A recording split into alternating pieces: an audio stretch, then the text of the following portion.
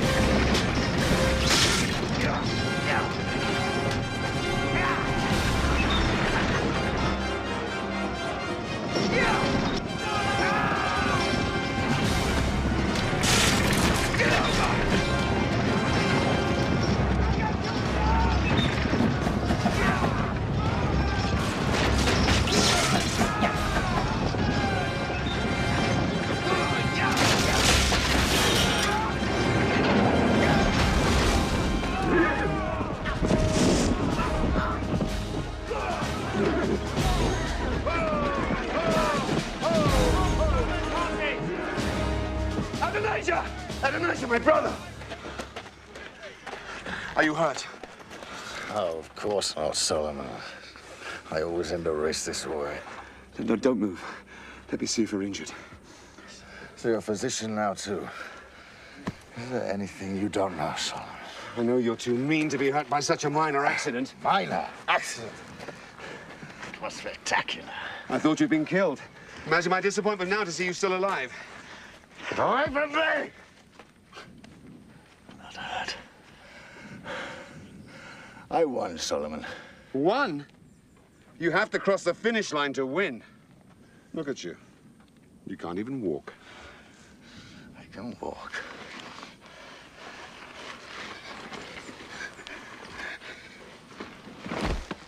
Pick him up. Pick him up!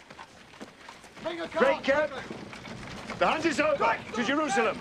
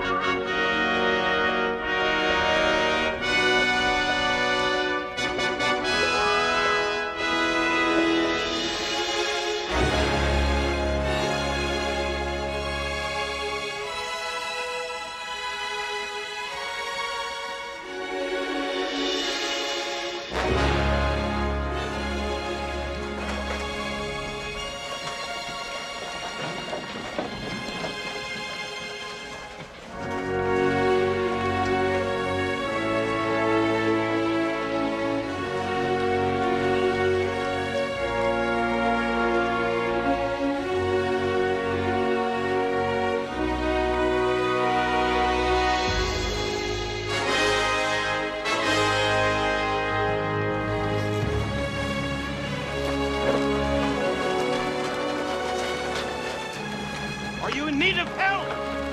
Only if you're a physician. Physician? No, my lord. Stop. But my daughter is skilled in herbs. Many people say she has healed them. What is your name?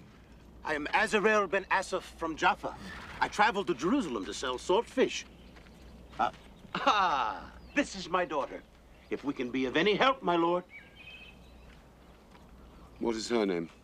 She is called Abishag. And she has healing powers, you say? Oh, she has healed many in my village, my lord. I'm Solomon, son of King David.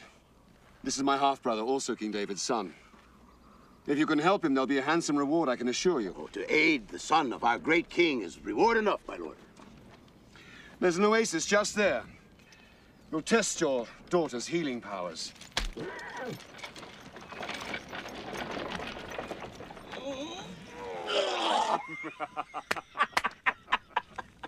Why the fish themselves do not get sick is a great mystery to me, my lord.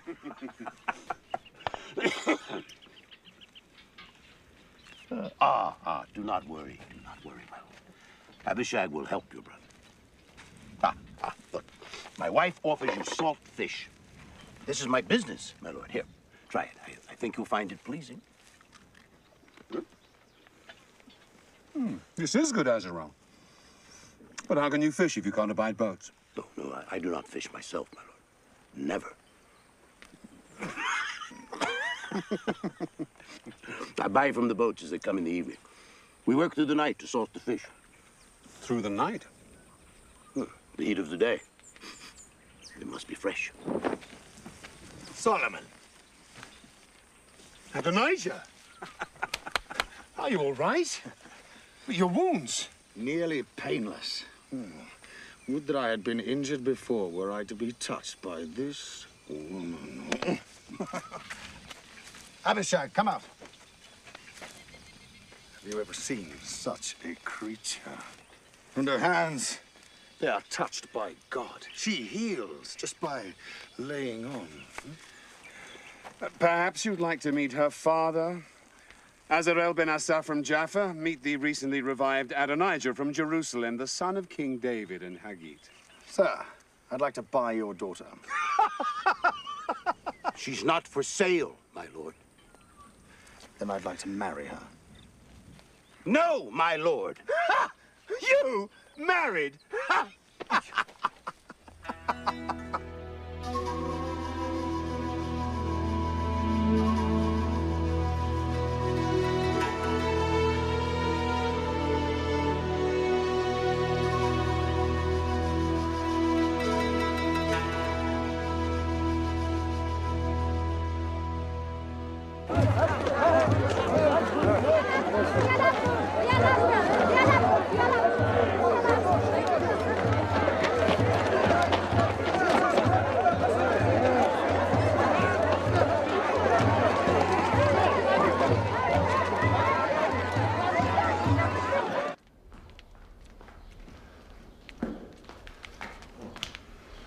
May the king live forever.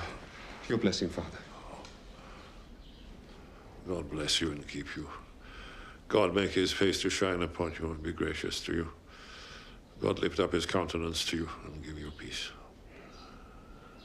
So the hunt went well. Huh? No, Father, no game was seen. Oh, so no tales to tell then. Oh, a tale of near death to tell. Oh, but without the hunt? Adonijah challenged me to a race. Oh, an accident. He was thrown from his chariot when it overturned. Is he injured? Well, that's the most interesting part. He was hurt badly. He was cut, broken. He passed out, and we were rushing him here to the court physicians. But on the way, we met an old merchant and his family. Oh. A dealer in salt fish, oh illustrious one, though never have I set foot on a boat myself. The motion, great one, it brings on the sickness. Why the fish themselves are not sick is a mystery to me, my lord.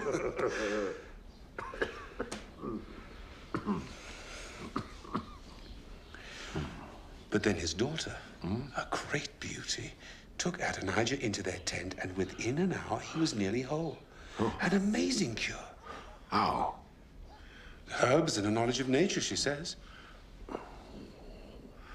Well, bring her to me, Solomon.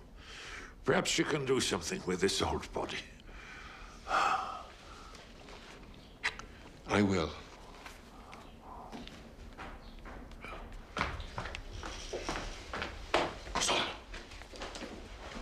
Solomon, let me approach her. Who? The girl. The beauty you promised to our father. You were listening. I must have her, Solomon. Let me bring her to the palace. The king commanded me. A favor, I beg of you, Solomon. Yes, all right. Thank you, Solomon.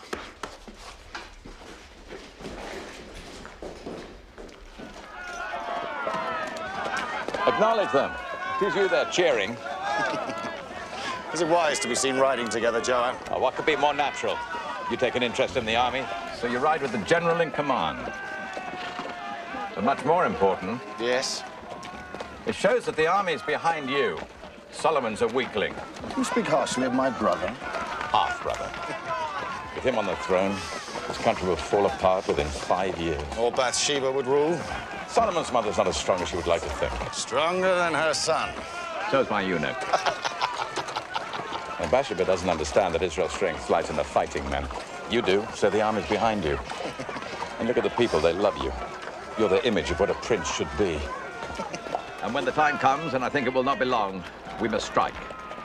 Then the throne of Israel is yours. Now, where do we find this young woman you lust after? You wait till you see her. Make way! Make way!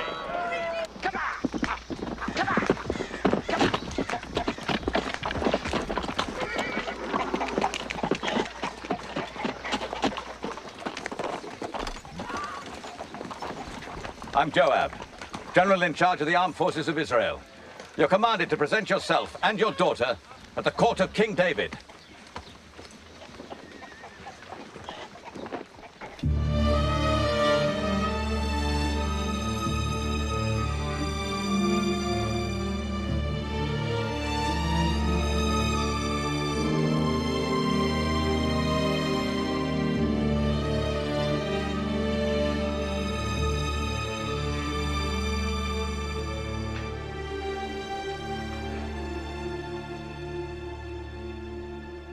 Arise.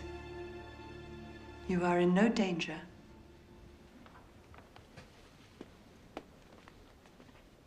I am Bathsheba, wife of King David, mother of Solomon.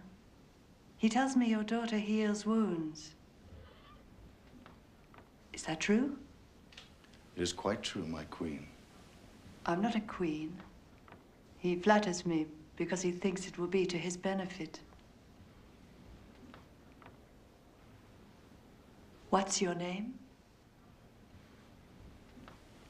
He is Azarel ben Asaph of Jaffa, a seller of salt fish. And this is his daughter, Abishag. Come here, child.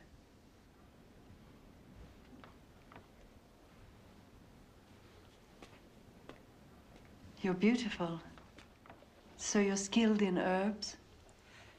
I have some knowledge, Majesty. It is our wish that your daughter remains here to nurse the king.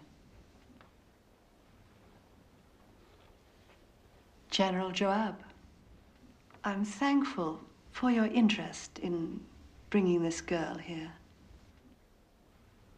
You may go now. As you wish.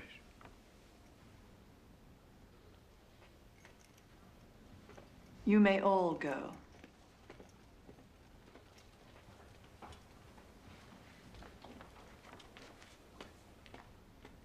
Azarel, come here. What I am about to tell you is vital information, worth much to the king's enemies. You love the king? Israel exists only because of King David, for God loves him. But the king's life is drawing to its close. Israel is divided, and only King David can bring us all together. That's why I want your daughter to use all her power to bring back the health of King David.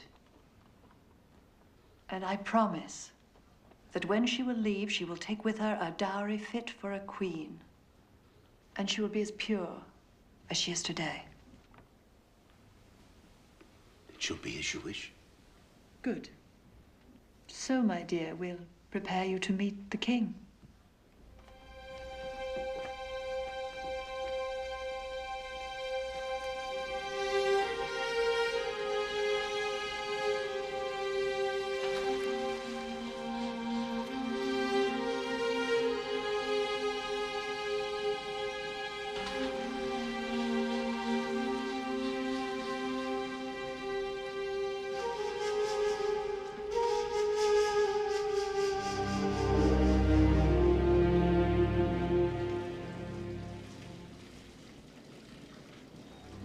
David is dying.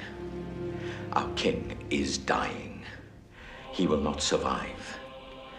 And when he dies, who are they going to put on the throne? Solomon. Solomon. And you know as well as I do, our kingdom will be lost with him on the throne. You know that's treason you're talking. Treason? It's our duty to consider the succession. But it is the king's will that Solomon succeed him. But is it God's will, Abiathar? Joab, God's will and King David's will are one and the same. Is it God's will that his kingdom be governed by a weak man, without ambition for himself or his people?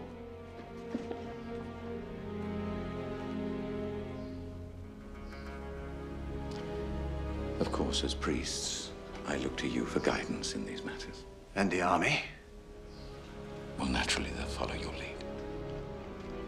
And yours, General Joab. Adonijah must be our new king. But he cannot, will not, unless you, his newly elected high priest, anoint him. High priest? Of course.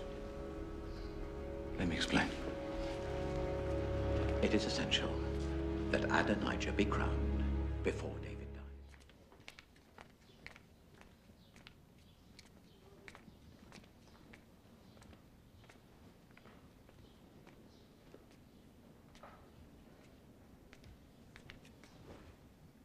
Abishag. Well, come closer. Come closer. There's no need to fear me. Oh, she makes me wish I were young again. But then, my dearest, so do you. Do you sing, child? A little, my lord king. Play for your king.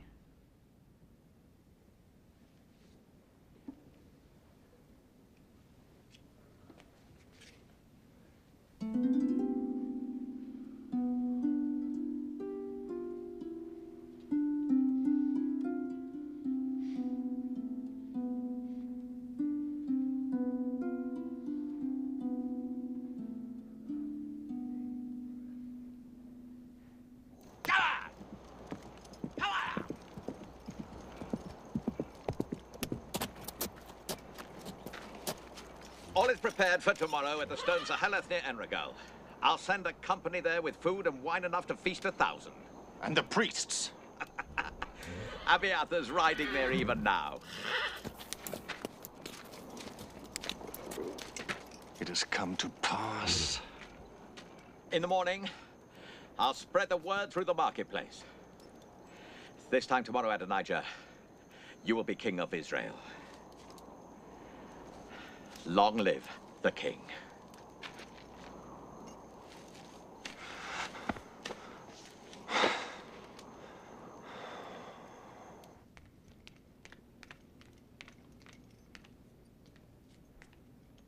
Joab? My lord. Oh, Joab. Come here. You summoned me, my lord. I'm troubled, Joab. By what? Memories. Memories trouble old men. Your memories should be of battles won for God. Kingdoms established in his name. God's own words trouble me, Joab. Now therefore the sword shall never depart from this house. Do you remember those words? Yes. But that was a long time ago. Do you remember the rest of what God said to me? No. No. You were there with me. So I will raise up troubles against you within your own house, he said. Within your own house. Because of our conspiracy, Joab. That was a long time ago. Well, you paid a dear price. Your firstborn died. Oh, Bathsheba. I gave her another child, Solomon. Yes, of course. He will reign when I die, of course. Of course. It is God's will. Of course. God's will. Of course.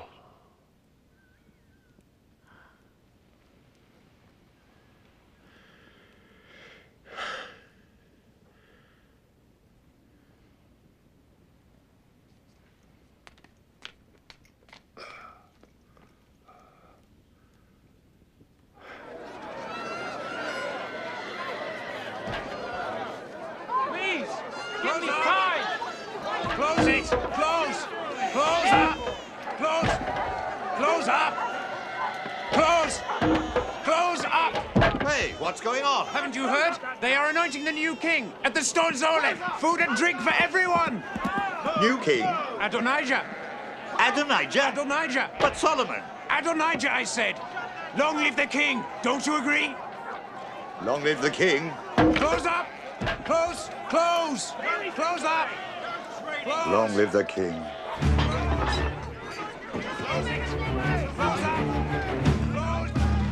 Close up! Let's go! Close! Close it!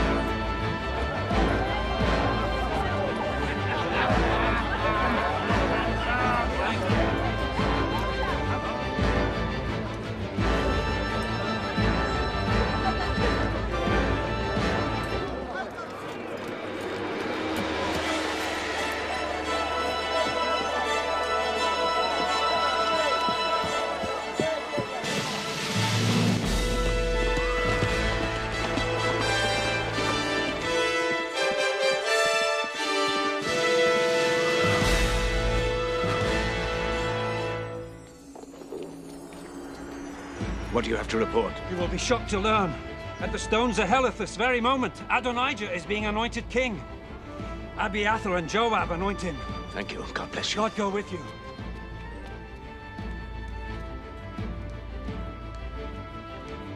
One who was there has just written to tell me. They are preparing to anoint Adonijah king. What? Who? Joab. The army. At the altar of Stones of Heleth. One who was there has just written to tell me. And King David? He knows nothing about it. They know he is too weak. I would never think they'd dare. You must see the king at once. Put the palace guard on full alert. Our lives are in danger. Our lives? Father will annul it just because Adonijah's... Solomon, stop being so naive. They'll cease at nothing. They've nearly got the kingdom in their grasp. But not while I'm alive.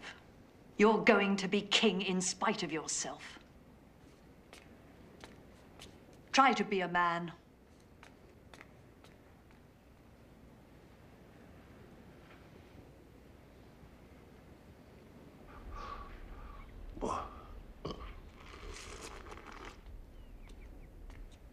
May the king live forever. Oh. Oh.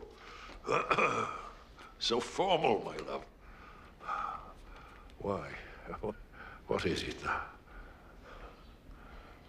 It was always your promise to me that Solomon would be king in your place. Yes, I made that vow. Well, today your son Adonijah is to be anointed to be king of Israel. What? By whose authority? With the support of the army and much of the priesthood. Joab? Even so.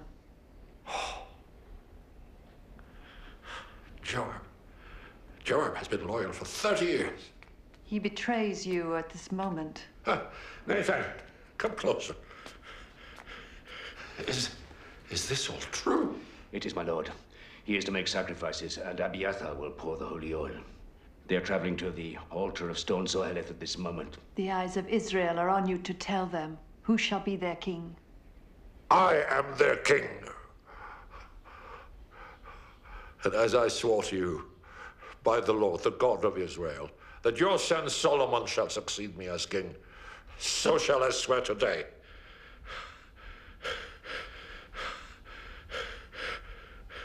Zadok, does he remain loyal? He does, and many other priests. And the palace guard. Good.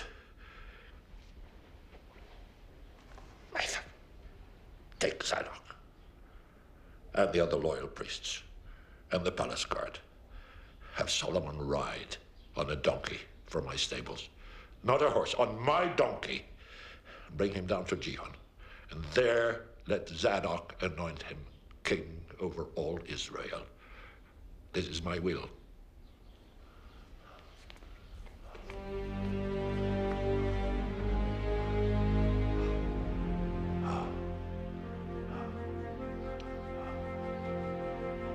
My king.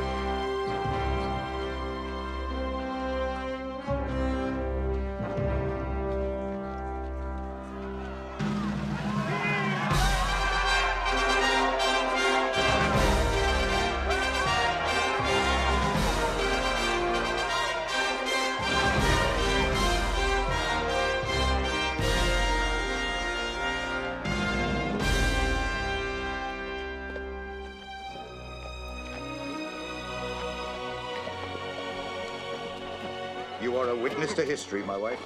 Today, God decides who is to lead his people. 2 men are claiming the throne, but I, for one, will follow the choice of King David.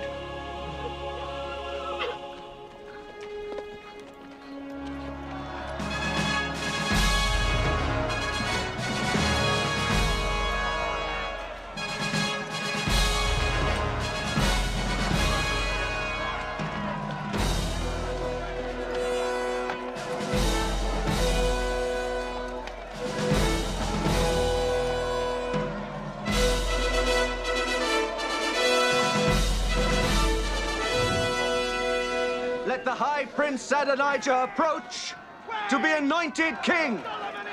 Stop him! Stop him! What is the meaning of this? Hear me! Wait! Bring him forward! Wait! Hear me! I saw them leave the city! They're going to anoint Solomon king! You lie! It's not true! I am anointed by God! Listen! It's true! You can see the procession from that ridge! Solomon is being anointed king by a decree from King David himself! I'll show you! Stop! Come on! Wait! Stop! Come! I am your king! I command you to stop!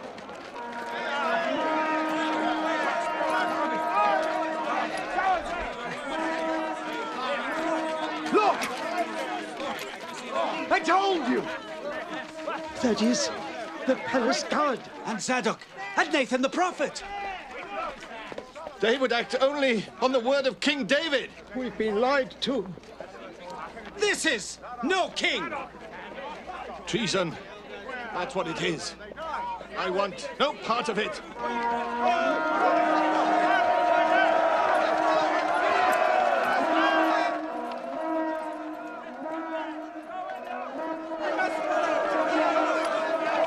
Stop! Wait! I am your king! Appointed by God! I command you to stop! Joab! Stop them! How? Use your army! To do what? The people fear God more than they do the army. Joab! We lost! We moved too soon. Bathsheba beat us. Too soon. Lost. You've killed us! Probably. I think that's not the only sacrificial blood that will be shed this day.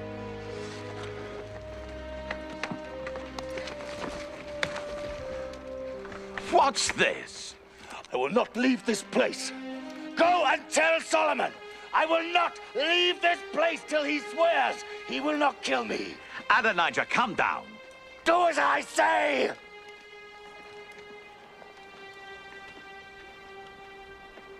As you wish, Your Majesty.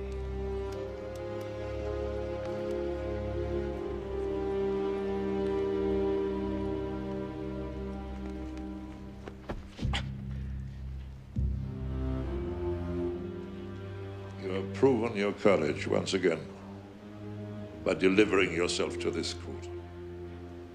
As always, I serve my king. Not always, Joab. You killed Absalom, my son. Because he rose against you, my lord. I commanded he be dealt with gently. You struck him down! In a victory for your armies, my lord. No, you have risen against me. No, my lord, never!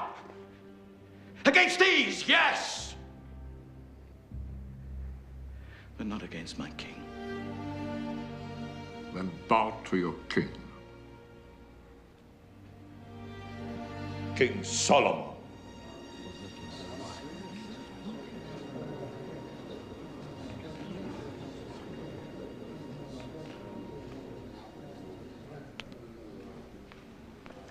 As long as you live, Father, there is only one king in this land.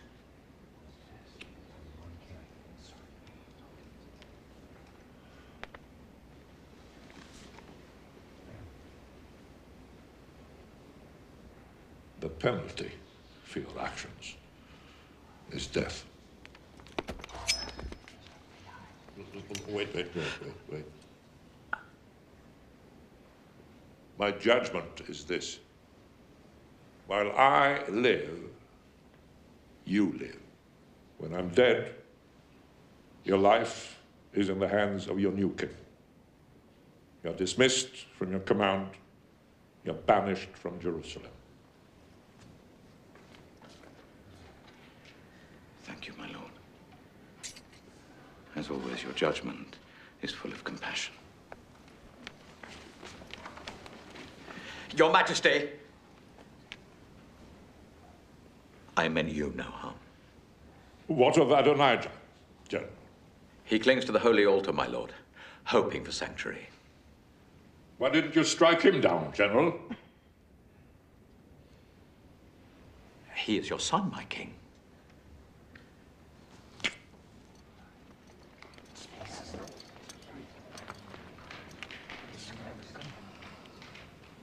And now, Adonijah. What of him? It is as you wish, Father. He's also my son, Solomon. I cannot be impartial in my judgment. It was you he sought to harm. You must judge him.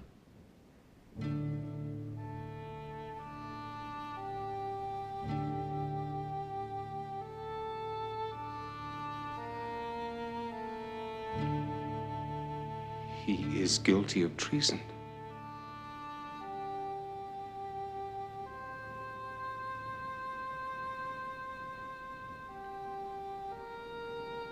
The penalty is death.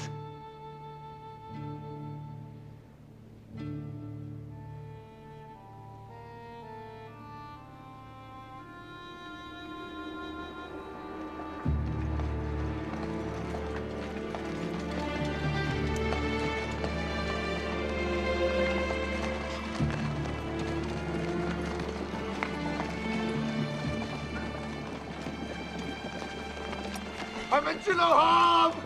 I swear it! I swear it! I beg of you, spare me my life for the love you once bore me! Solomon! Solomon!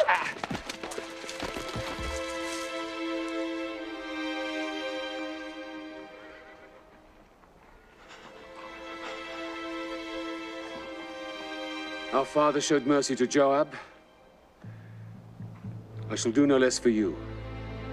If you prove a loyal and worthy man, not one of your hairs shall fall to the ground. But if treachery is found in you, you shall die.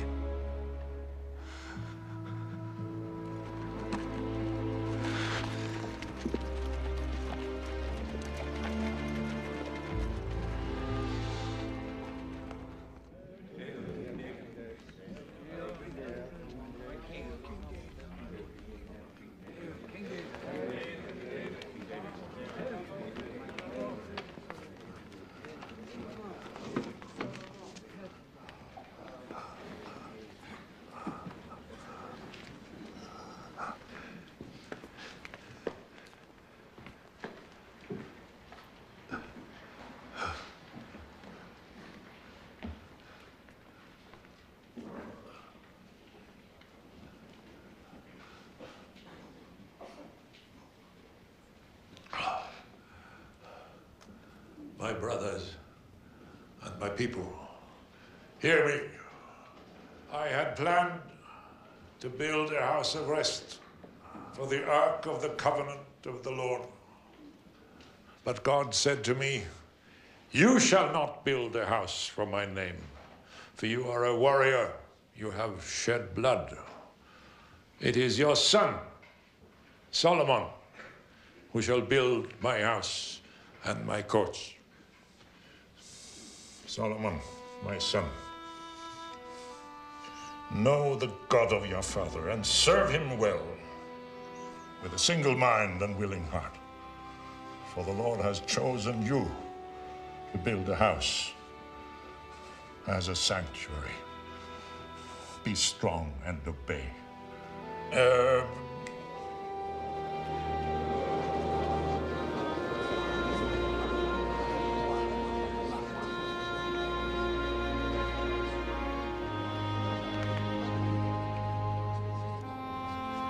These are the plans for the vestibules, treasuries, upper rooms and inner chambers, and all that God wishes for his house, as given to me.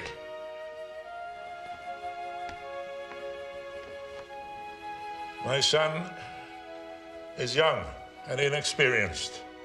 His task is great, as this shall not be a temple for mortals, but for the Lord. But I have provided, as far as I was able, bringing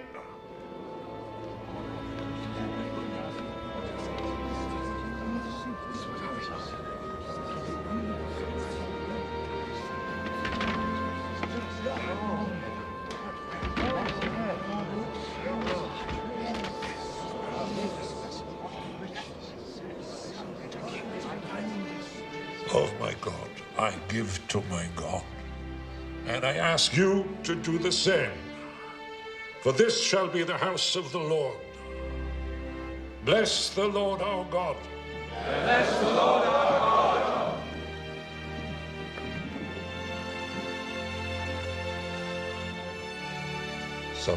Solomon, remember, Solomon, a king must be strong.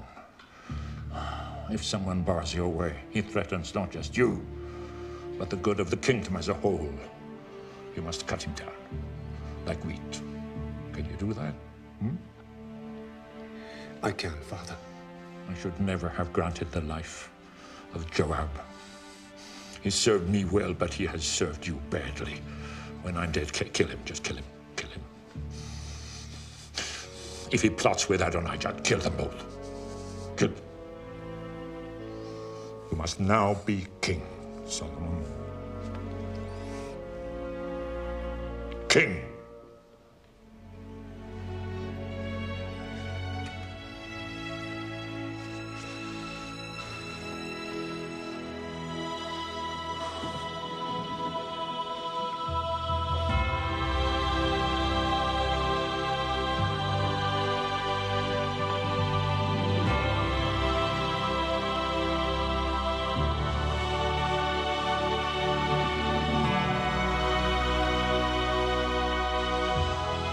King Solomon.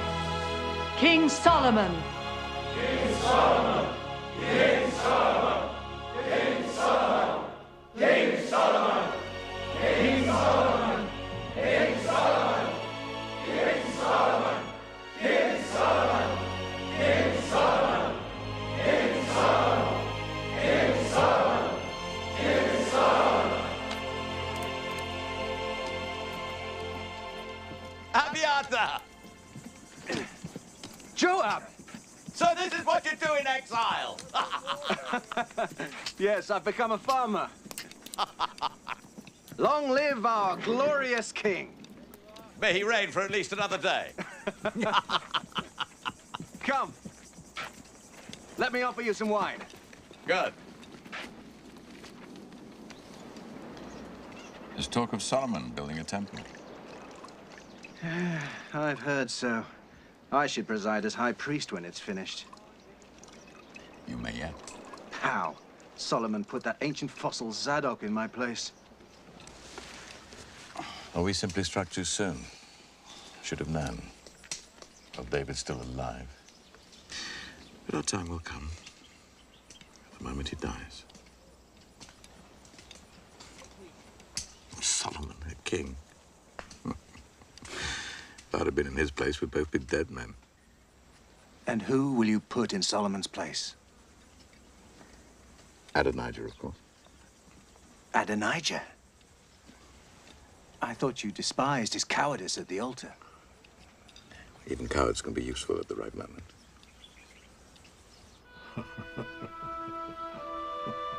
Did you tell yourself a joke? For some reason, a song keeps coming into my head.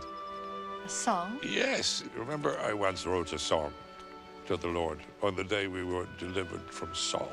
Of course, everyone knows it. For the waves of death encompassed me. The torrents of perdition assailed me. The cords of Sheol entangled me. The snares of death confronted me. So? We're so dramatic. Torrents, snares, waves. Death is not like that at all. It was when we were young. Yes. But now it's whispers, not waves. Soft currents, not torrents. And very visible inclines, not snares. Don't talk about death. The decree from of old is, thou must surely die.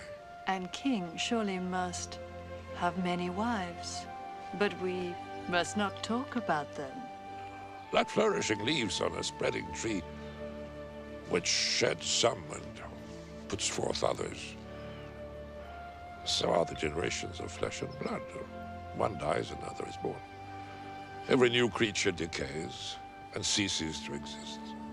Talk of death to your other wives. I'm only interested in your beauty and your wealth. Oh. Bathsheba, do you know what I fear from death? Most of all. What? The absence of you.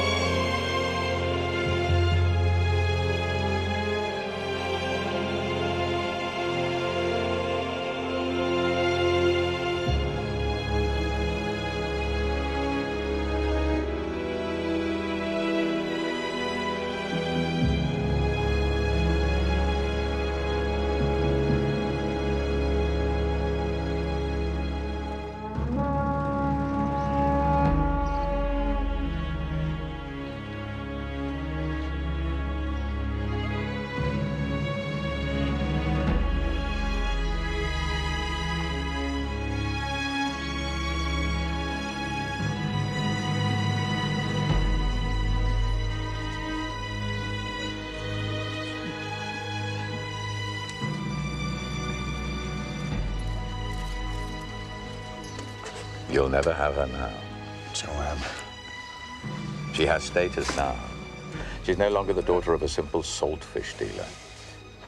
She was the favorite of our greatest king. I know this. I know this. When she's passed along to Solomon, he'll have her. Give me peace, Joab.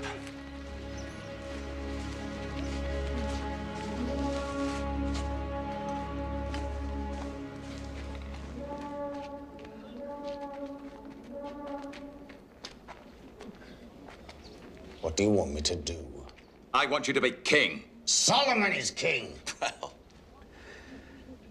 only till you wrenched the crown from his feeble grasp.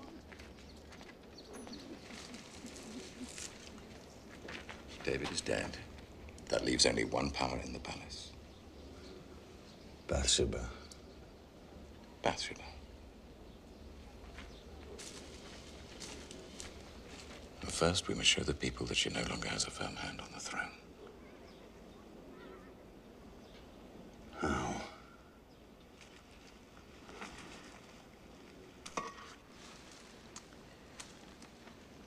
If you could take Abishag, David's favorite, from under the nose of the new king, it would show you're still in the fight. The people would notice. She wants me. I know she does. Of course she does. Anyone can see that. How should we do it? Simple. Just ask. Ask? Demand. He'll want to placate you. Solomon's weak. Showing you his mercy so that you'll join his allies. And soon you will have Abishag.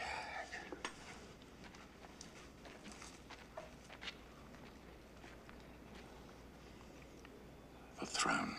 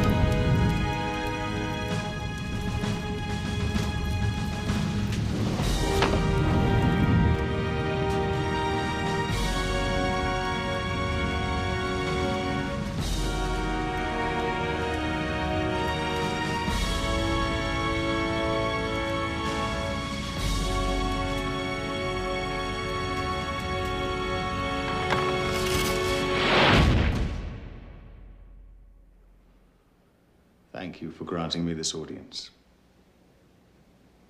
Do you come in peace? In peace. May I speak openly with you? Go on. You know,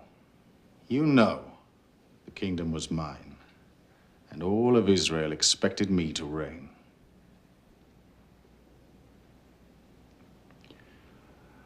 But things change, and the kingdom has fallen to my brother. For it was his, from the Lord.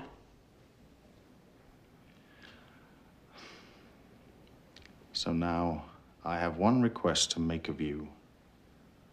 Please do not refuse me. Go on. Please ask Solomon, King Solomon, for he will not refuse you, to give me Abishag as my wife.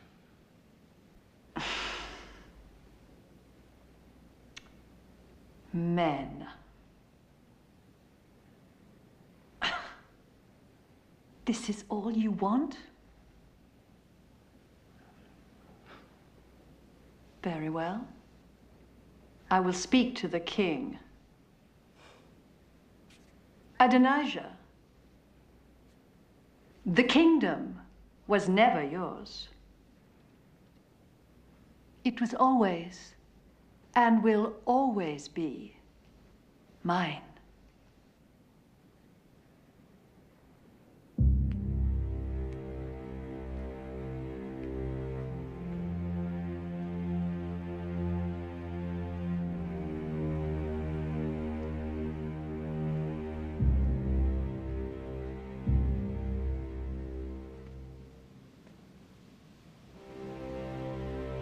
God of my father and my father's father, give me strength and courage that I may be worthy of this honorable duty and serve you well.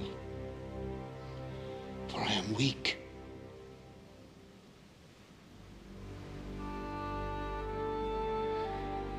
And fearful.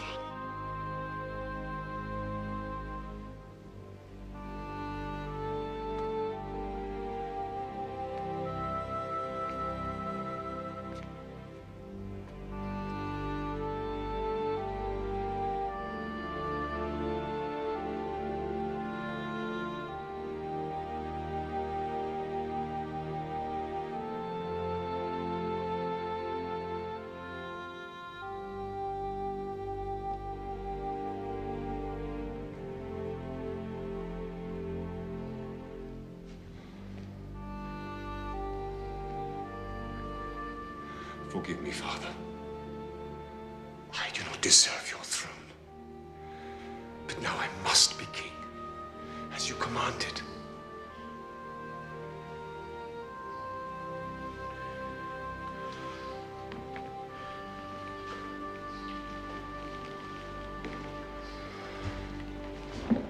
May the king live forever. Oh, Mother. Please, take. Bring a chair for my mother.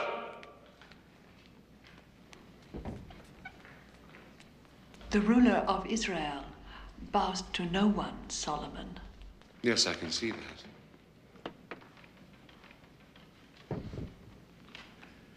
Come, Mother, don't be humble. Take your rightful place.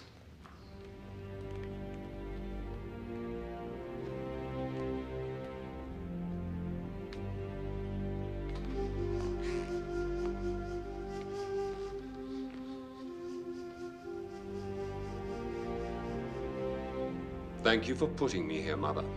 I didn't put you here, Solomon. Of course you did. But now that I am here, I will deserve it. By God and all his glory, I will fulfill the destiny of Israel. I have a request to make. Do not refuse me. Make your request, my mother, for you know that I will not refuse you.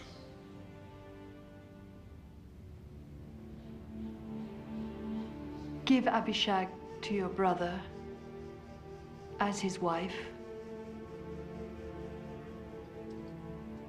And why do you ask this for Adonijah? Because he came as a request. I tell you, so you may know his mind. His mind is to have the throne. Good, my son. And so he begins again. First he asks for this maiden. Then next he will ask for the kingdom. For he knows that any show of weakness on my part will be a demonstration of his power. Joab is near to that. Now, therefore, as the Lord lives, who has established me and placed me on this throne of my father David,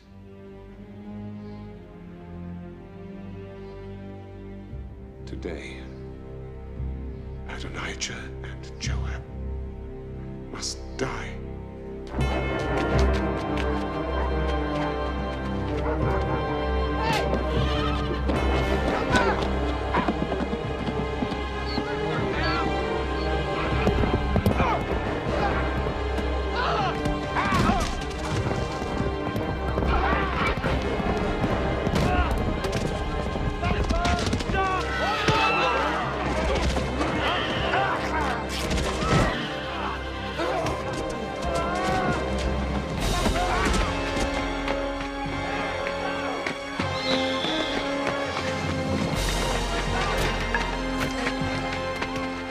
Out of my way! Out of my way! Move aside!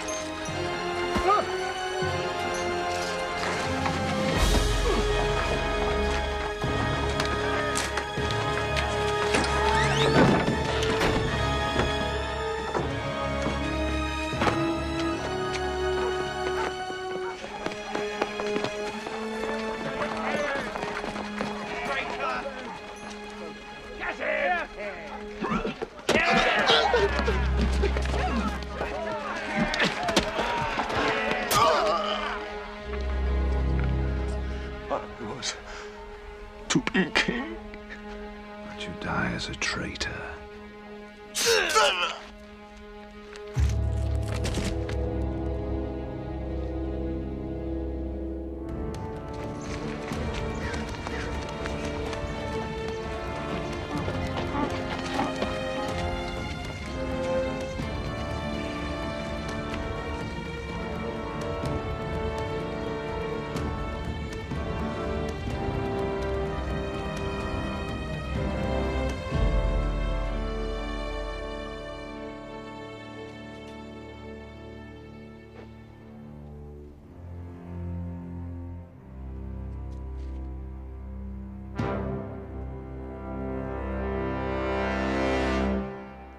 Ordered you to kill him!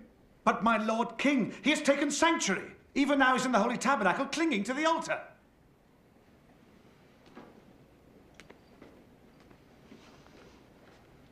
I don't care where he is. Strike him down.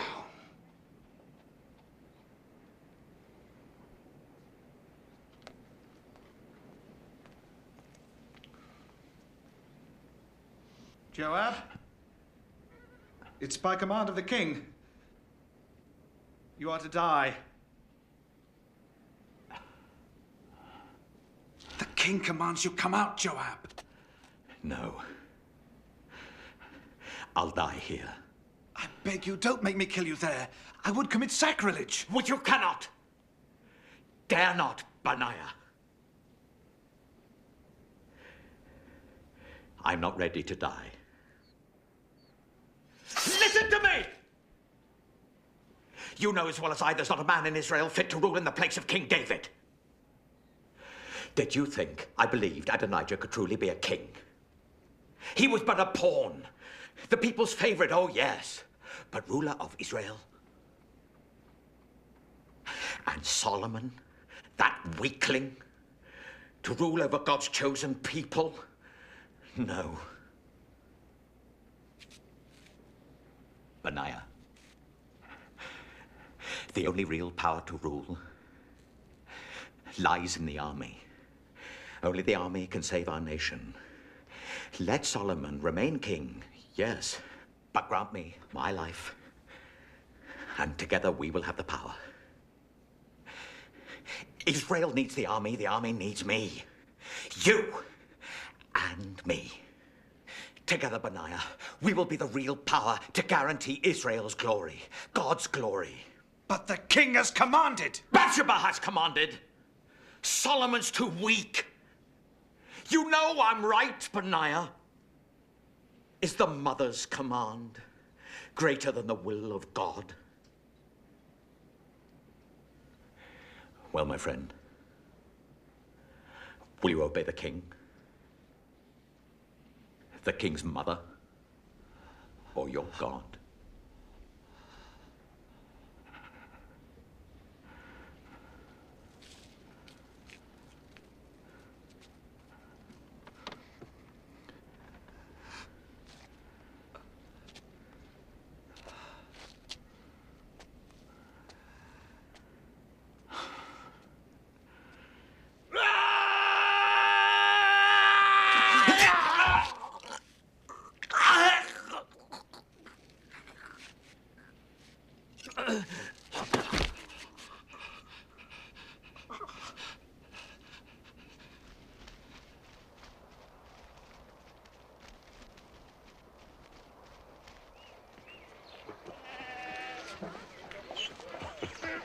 Mighty King,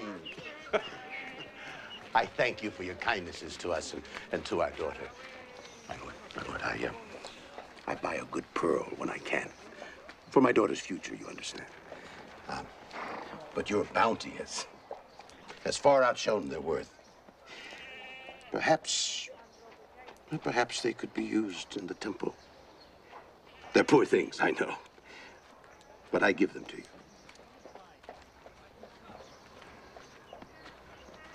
To you, Solomon, and to the great God we all serve, the God of Israel. I accept them with pleasure. And may God keep you all in his hands.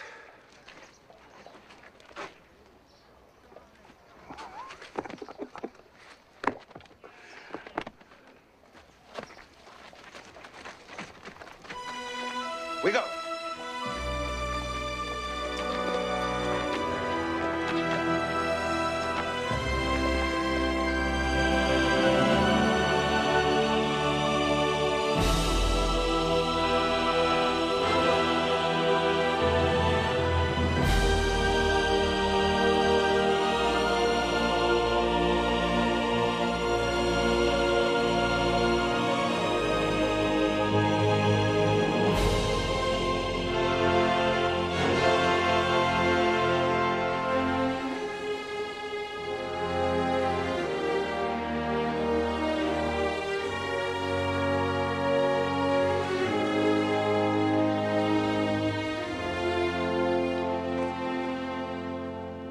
Now will I prepare to build your temple, Lord, here at the altar of Gibeon.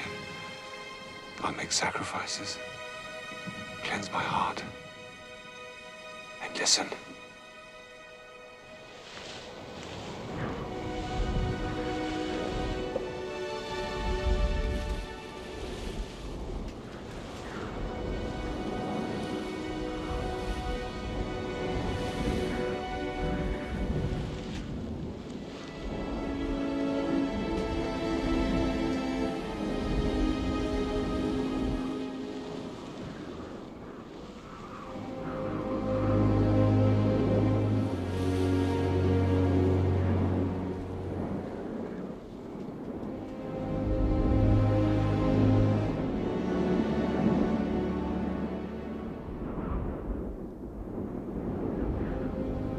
Solomon.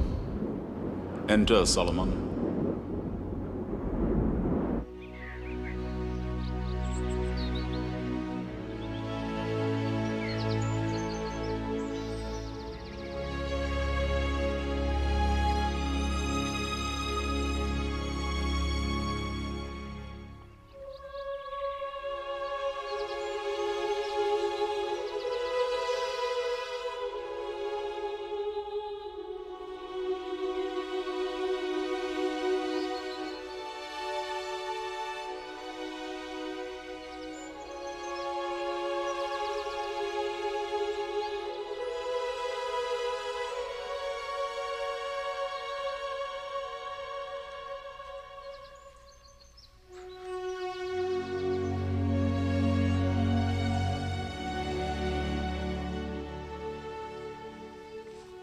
Ask what you will of me, Solomon.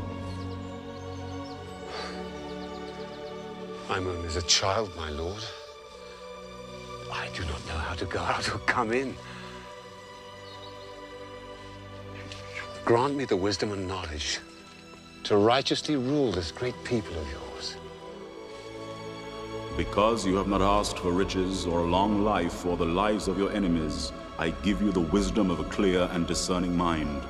But you must walk in my ways, keeping my statutes and my commandments.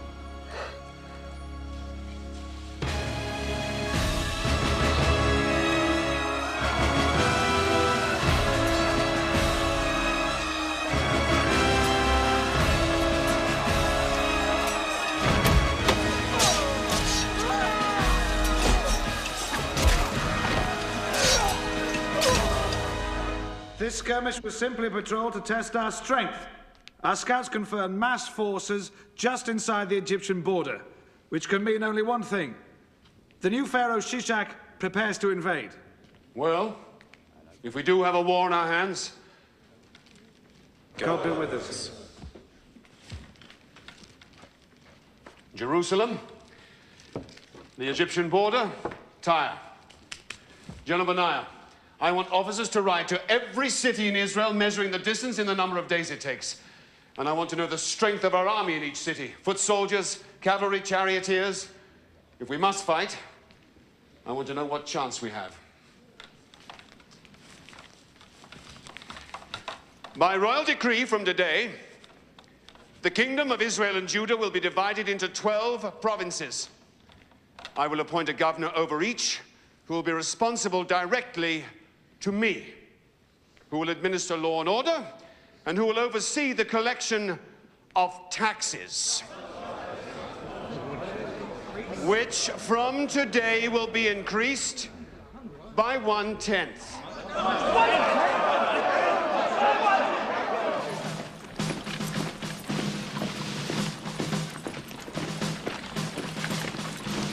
Very impressive, General Benaiah. Yes, but they are few compared to the legions of Egypt. If they invade, there'll be many widows in Israel. When the Egyptians advance, fall back before them. Don't fight. Let thirst in the desert do our fighting for us. We can only fall back so far, my lord, before we must fight. Happily, we won't have to. Your king is to be married, Benaiah. A wedding. I'm arranging to marry the daughter of the pharaoh. Let's hope she isn't ugly.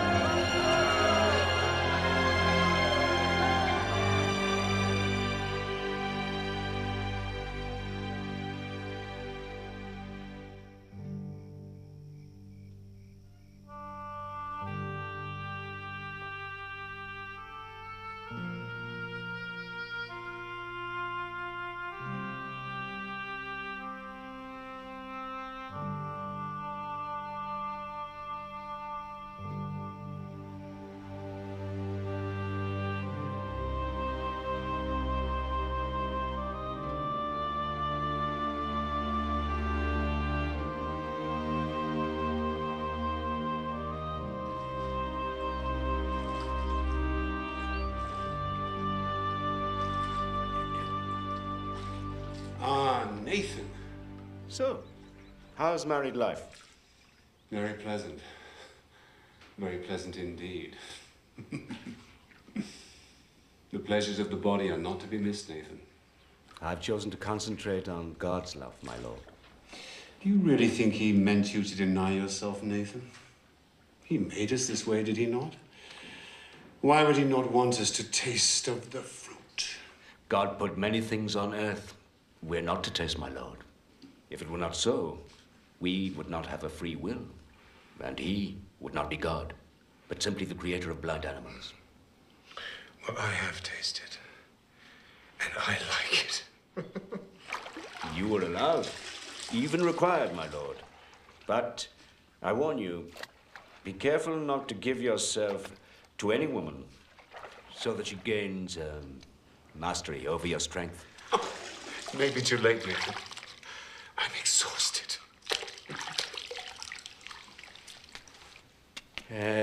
But I have a matter of some concern. Speak. It is rumored you are allowing your Egyptian wife to build a temple to Amun-Ra. I had to, of course. It's a political marriage. It's part of the treaty. I'm not going to war over one woman's temple to a foreign god. It's against God's law. Does God want war, Nathan? I think not. What of the other wives? I haven't got any other wives. You may eventually have many wives. You grant the same to all of them? Nathan? The thought of having many wives is too terrifying to contemplate. I can barely satisfy this one.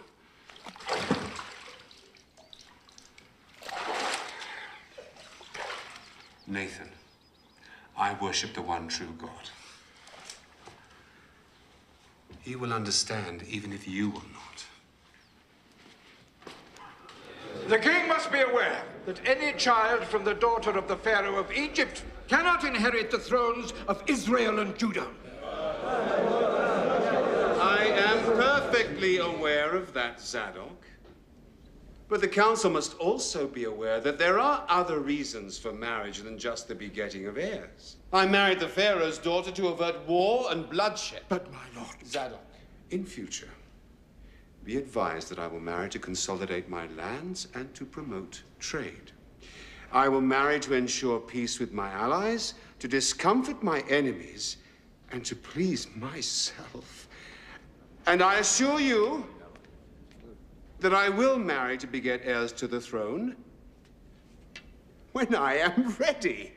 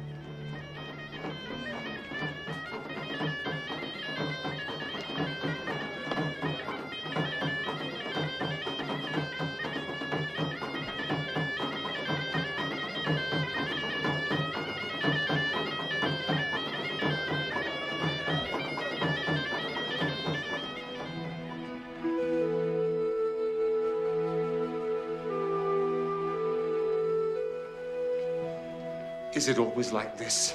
Oh, I find fathers always survive the ordeal.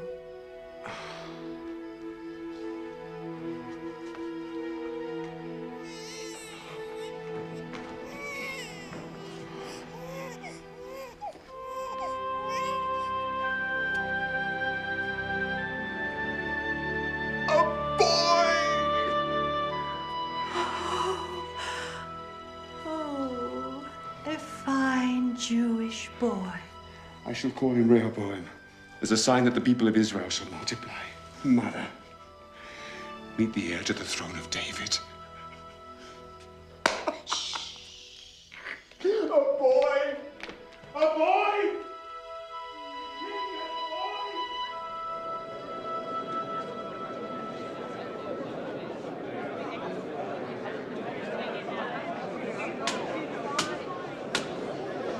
The purchaser of the horse claims he was not told of the vicious nature of the beast.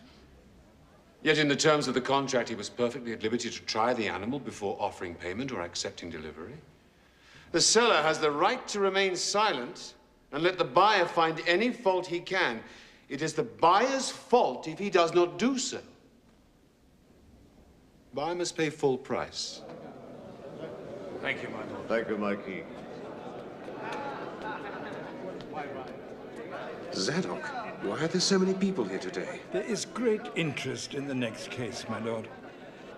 It came before the provincial governor of Gilead. Old Ben-Geber? The facts are simple, but the case very complex. Your judgment is eagerly awaited.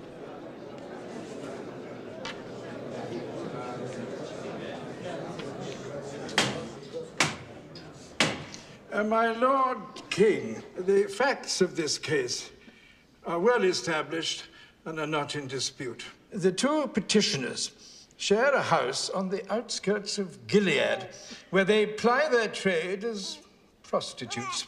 Some 6 months ago, one gave birth, and shortly thereafter, the second did likewise.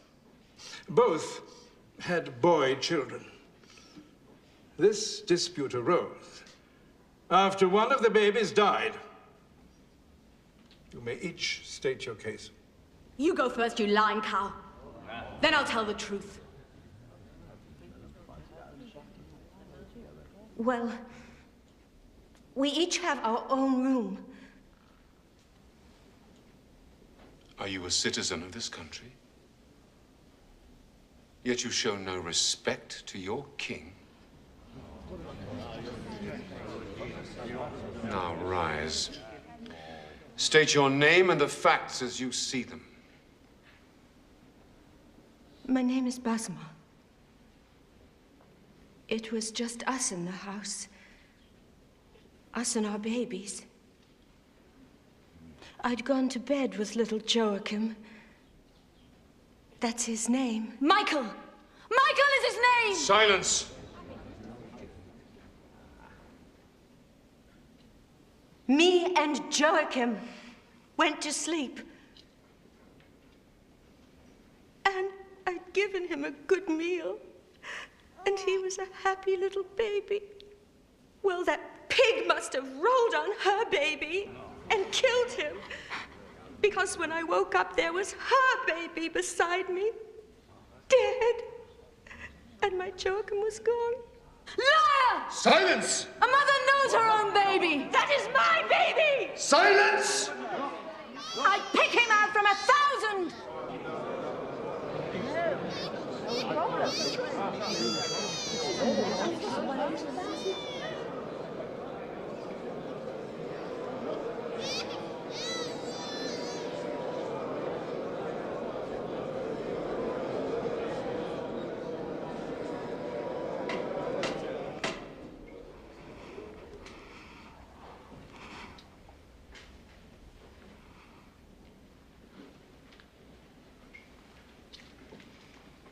What is your name?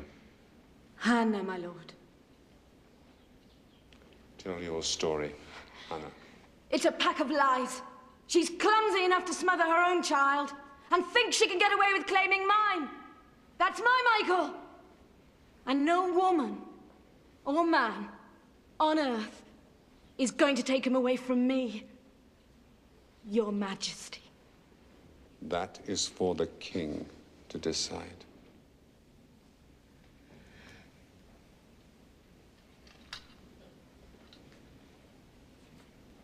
Was no midwife present? No, my lord.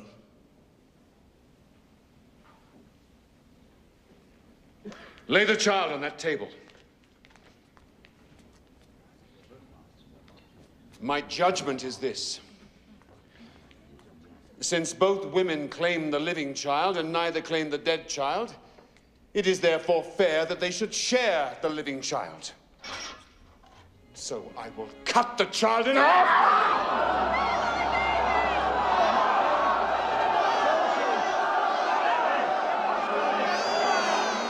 Spare my baby.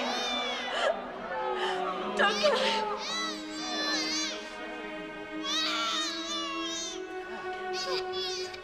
She could have it.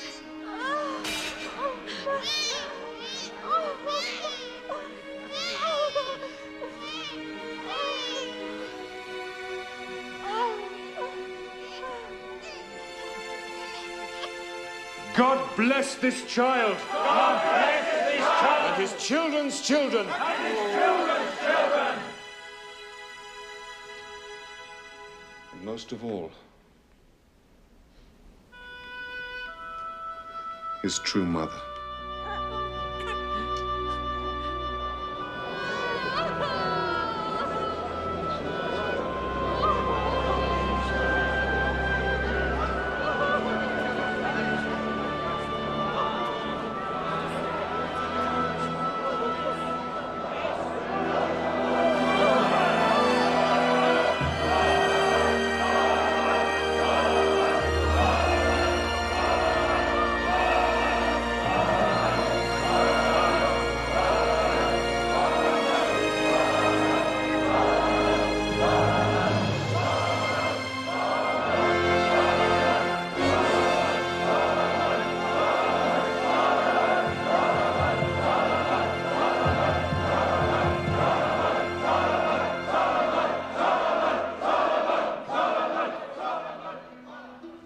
To the crowd and said, "It is my judgment that both women should share the child."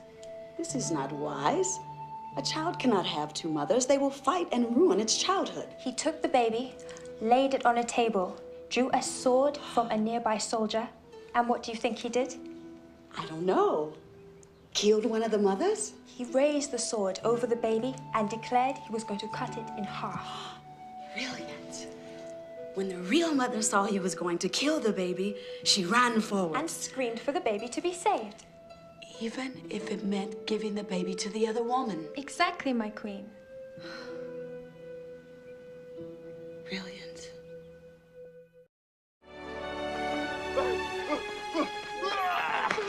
Back to work! Back to work! Who is the idiot who is stopping the men from working? Rehoboam, my son, I want you to meet the man who is in charge of all the building of this magnificent temple to God. The finest architect in the world. Hiram of Naphtali. Say, rise, Hiram of Naphtali. Rise, Hiram of Naphtali! And accept the apology of the idiot who is stopping your men from working. Back to work, back to work. The idiot is leaving.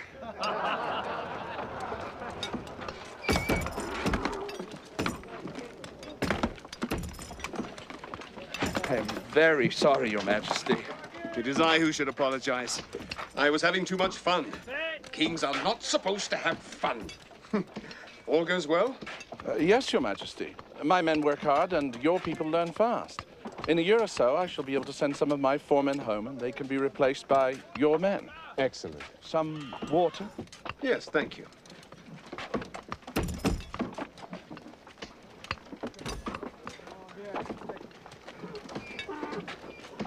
Your Majesty, may I be permitted a question? Of course. This temple, it will really be for God. God will live there. Yes, Hiram, God will live there. But can God live on Earth? That's an interesting question, Hiram. Can God live on Earth? Well, even heaven cannot contain God, much less this house that you are building. But God said, my name shall be there, that you may heed the prayer your servant prays towards this place. I believe God wants us to have a place to look towards. A place where we know he hears our prayers. So you must do your best work, Hiram. God has said this house shall stand forever. Forever? Forever. I shall try my best, Your Majesty. Now, who will oversee the men of Israel once your men have departed, Hiram? Why, I shall, Your Majesty. The men of Israel don't work well under foreign leadership. Don't be offended. They're a difficult bunch. Do you have an Israeli working for you who is industrious and able? One you can trust. Jeroboam. Jeroboam! Right. Hiram of Naphtali says that you're clever, hard-working, and able to lead men. This is true, Hiram. It is, Your Majesty. I'm going to take his recommendation and put you in charge of all of the laborers, starting today. Yes, Your Majesty. Make sure they work hard. This is God's house you're building. The temple will need musicians, of course. Yes, my lord. And I want only the very best, the most skilled. And I want the men who make the instruments, too. Yes, my lord. It will also be a school where all the arts and sciences are taught. My children!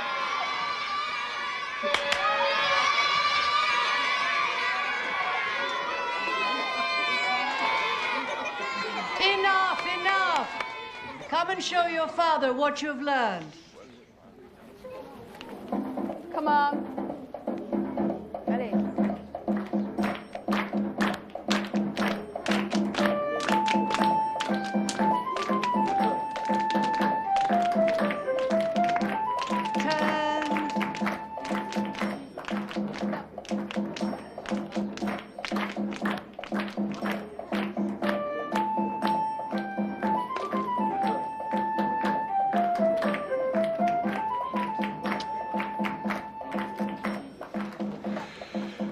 Every one of my wives,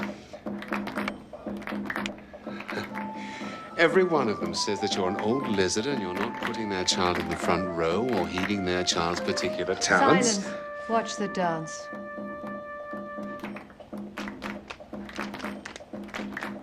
Wives. I wish I could cut some of them in half. You're a fool to have so many wives. I like women, Mother. Moses said a man shouldn't acquire many wives, or else his heart turns away. But I'm not a man. I'm a king. Moses was talking about a king. No, keep together. No, no, no, the left foot. I've told you and told you and told you. You do not go beyond that circle before you start to turn.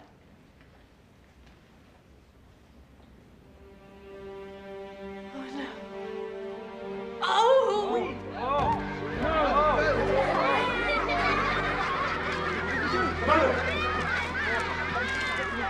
Mother!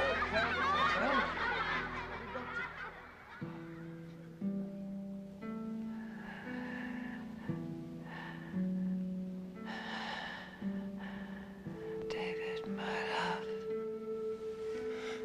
No, Mother. It's your son, Solomon. Of course. My mind is wandering ahead of my body. Solomon, do you remember the psalm David wrote after he sinned with me? Do good to Zion in your good pleasure. And rebuild the walls of Jerusalem.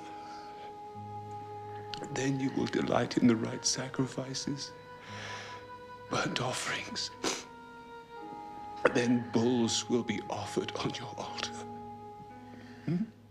Bulls will be offered on your altar, Solomon.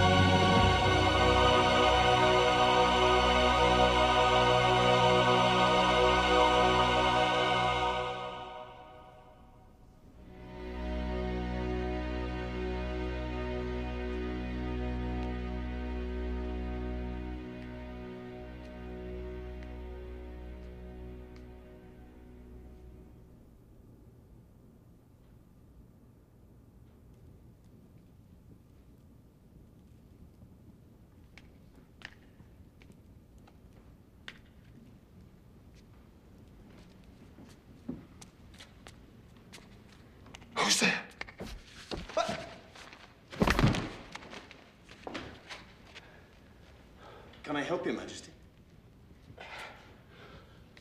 Did you see me fall? Fall? No, no, of course not, Your Majesty. Of course you saw me fall, but your diplomacy is appreciated. Who are you? Jeroboam, Your Majesty. You appointed me overseer. Yes, I remember, over the laborers. Come and help me. Is it permitted? Of course it isn't permitted. If the priest catches, they'll stone us both. Now get in here.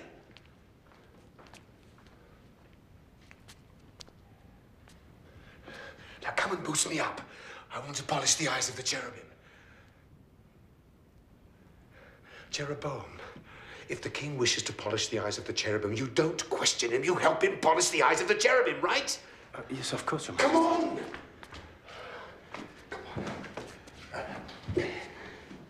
It is one of the duties of the king to polish the eyes of the cherubim. Give me your arm.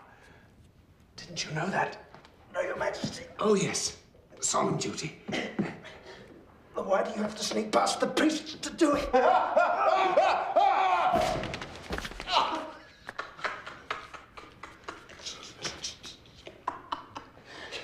Your king is crazy, Jeroboam. But only you know this. Guard the secret with your life. I'm afraid it's too late, Your Majesty. The secret's out.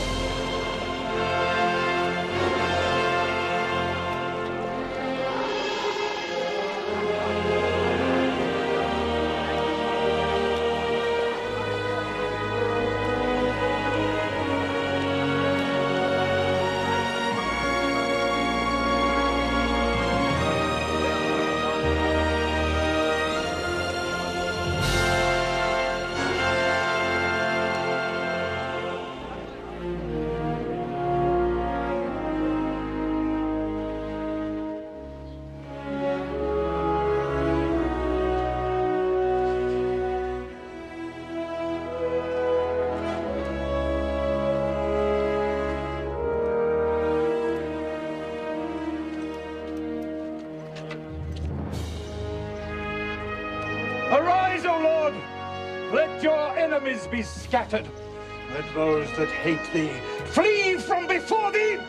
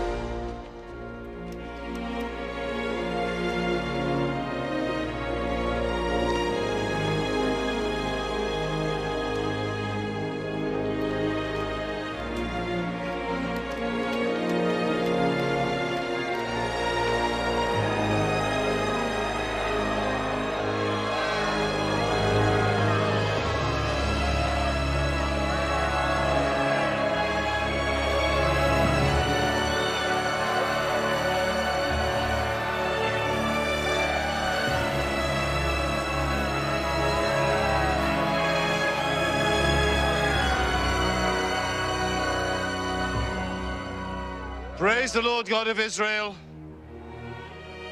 He has kept all his promises made to the king, my father. And I, in turn, have kept my vows both to God and to my father. The people of Israel have built this temple as a dwelling place for the God Most High and as a resting place for this holy ark of the covenant. It is fitting that the laws given to Moses by the Lord God himself should be kept forever in his house. Grant, Lord God, that we keep your laws and please you in all that we do, both from this day and forevermore.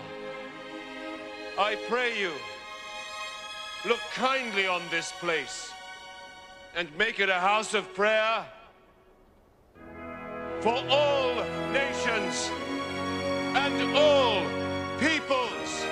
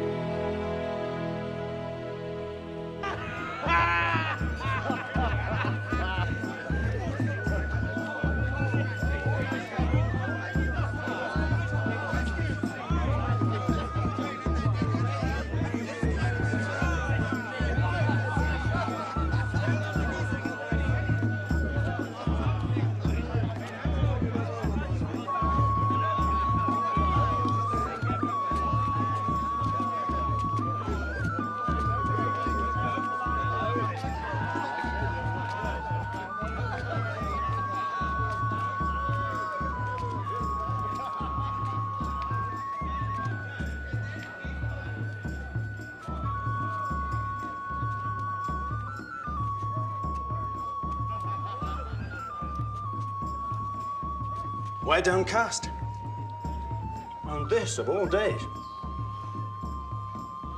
It's not easy to put into words, Jeremiah. If Solomon can't, no one can. 7 years. 7 years with one object, one ambition, one dream. Now it is finished. What else is there for me to do?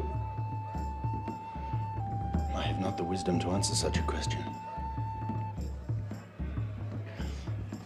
But my answer would be to continue to serve God.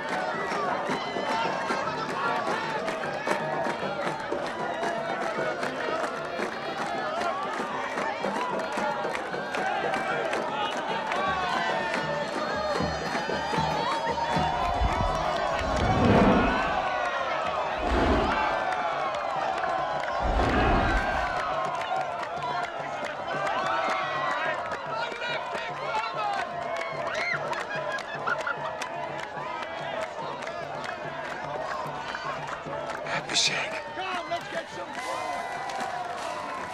Abishag. My Lord King, I don't believe it. Please, I'd rather no one knew who I was. How are you? Well, my lord. And your parents? Are they here? Of course. The whole world is here. Nothing would keep my father away. My husband, my 2 children, we are all here. You're married? How wonderful. Would you honor us with your presence? Nothing would give me more pleasure. Where's your tent? Here.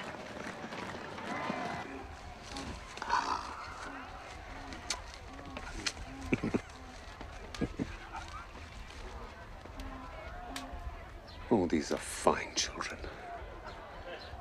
A credit to you both. I'd love to give them something, but I brought nothing with me. Nothing, great one? Your blessing would be worth more than gold.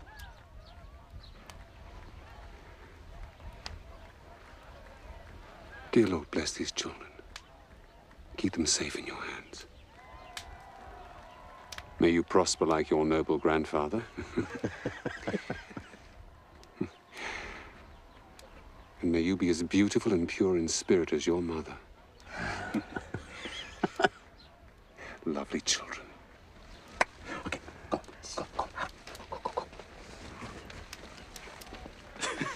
Your Majesty, if I may, there is one little thing.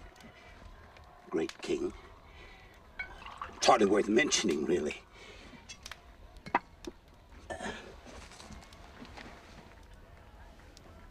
The pearls I gave you. Of course. I'm glad you asked. I had them used as the eyes of the two great cherubim that guard the Ark of the Covenant. My pearls are in the temple. They look down on the Ark of God. For all time, if God wills it. Then I have not lived my life without purpose. I can go happily to my grave.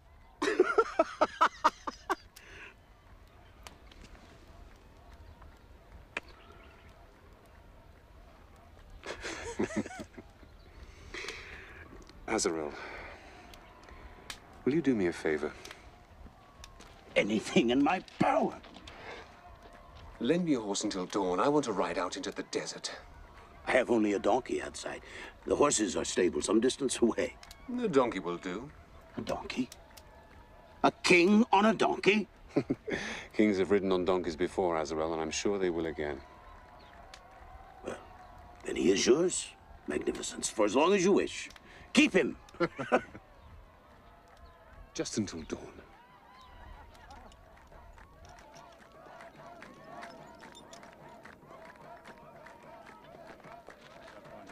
Your wives are all ugly. What should you want to find? You mean my wife?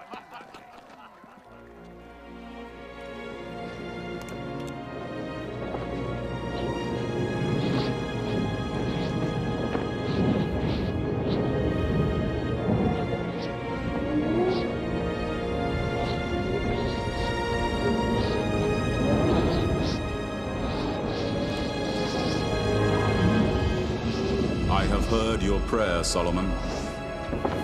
I will grant your wish that I live in the temple you have built for me. As for you, if you follow my laws, as did your father David, then I will be with you until the end of your days. But if you turn away from me and serve other gods but me, then I will destroy the temple that you have built for me.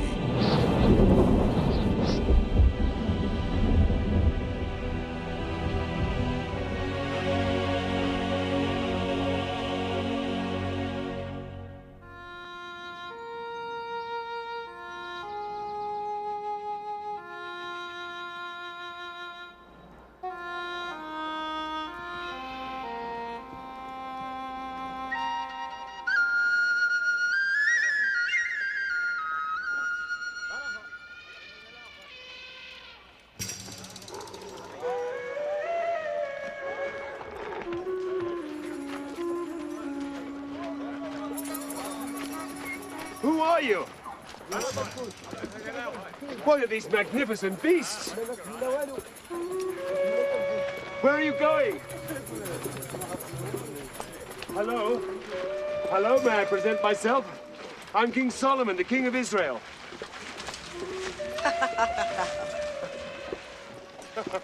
Actually, it's true. I am the King of Israel. Where are you going? To Jerusalem. Ride ahead and tell your king that the Queen of Sheba is coming.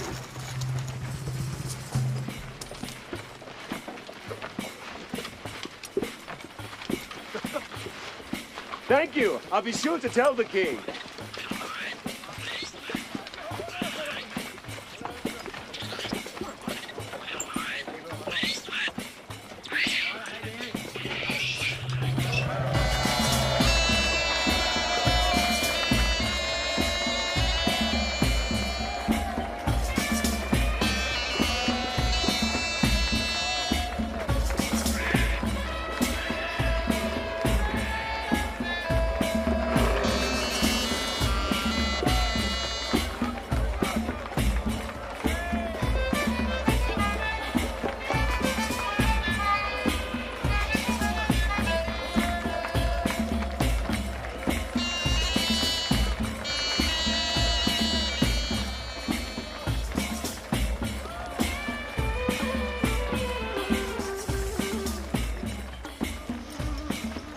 Jeroboam.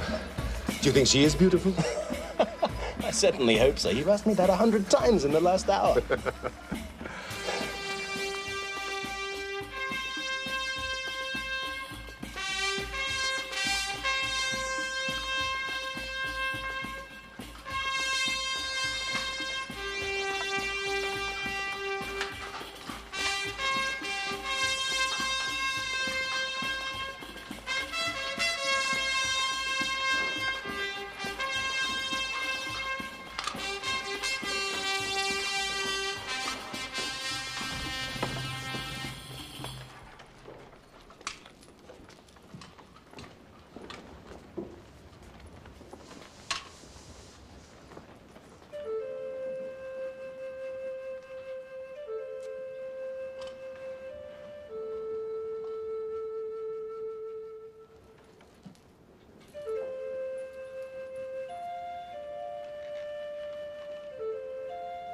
I'm King Solomon of Israel and Judah. I bid you welcome on behalf of all of my countrymen. The fame of King Solomon has spread like a rising tide, even as far as Axum and Saba. I have crossed the desert for many months to bathe in the ocean of his wisdom and to see his considerable skills on a donkey.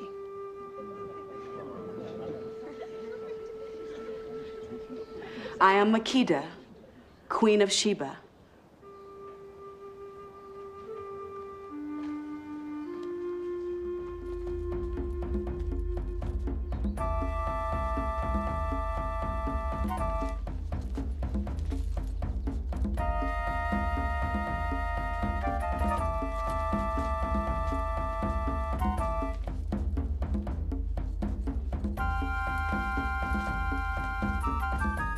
They please you? Yes, very much. We have no tradition here of dances like these.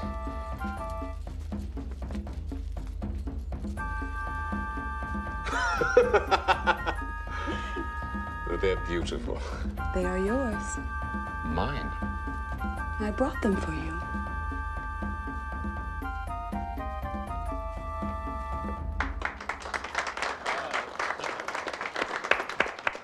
A riddle for you, Your Majesty.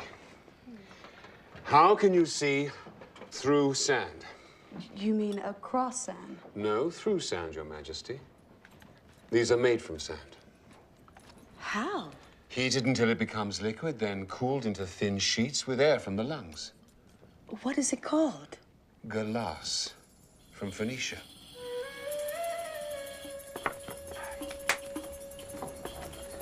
Fabric from India. Beautiful. Precious wood. Also from India. It smells wonderful. Peaches, oranges, figs. Cheese. Lentil. Millet. Fine herbs. Salt from the Dead Sea. Very good in small amounts. A deer, a roebuck, gazelle. This is game fowl.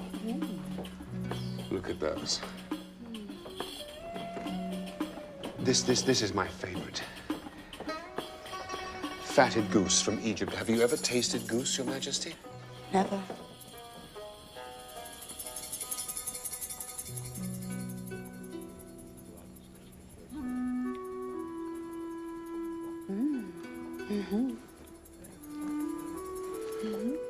Oh, you must try this.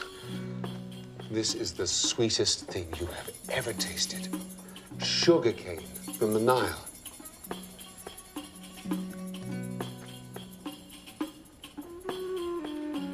Very good. But not as sweet as my sugar cane. You've tasted this before. My country is on the Nile. It is a very long river, Your Majesty. We have grown sugar cane since the beginning of time.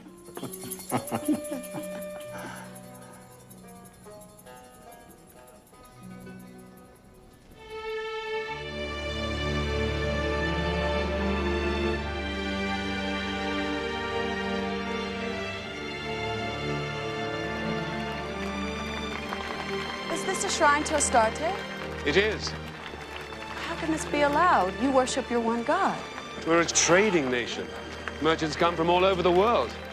If they couldn't worship their gods, they'd go somewhere else. How strange. To put trade before faith? Now you sound like my priests.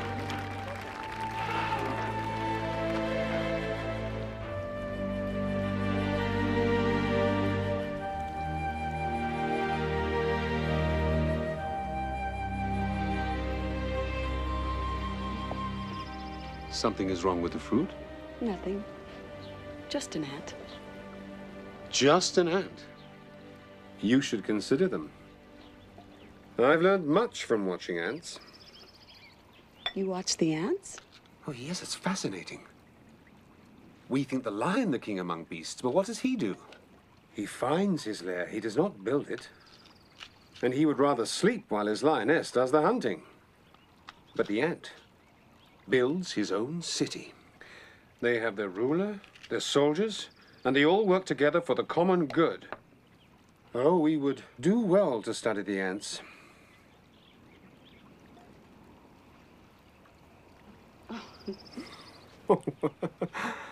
But I wish they'd find their own food. Joseph taught us all that forgiveness is God's way. Even if you have been wronged, you must look to God to know what he would have you do. Now, who remembers the fourth commandment? Ready, begin. Honor your father and mother, so that your days may be long in the land that the Lord your God has given you.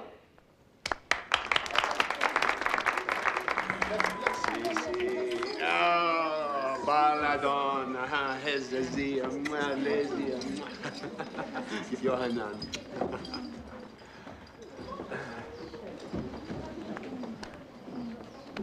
Do you know them all by name? If I forget, their mothers soon remind me. And they all worship your God, even though their mothers do not? Oh, yes, especially my sons. One day I must choose a successor. Not the eldest? That's not our law. I was not the oldest, and my father chose me. And I am certain that he made the right choice. He loved my mother above all his other wives. So love made you a king. Well, there are worse ways of choosing. A king's heart is a stream of water in the hands of the Lord. He turns it wherever he will.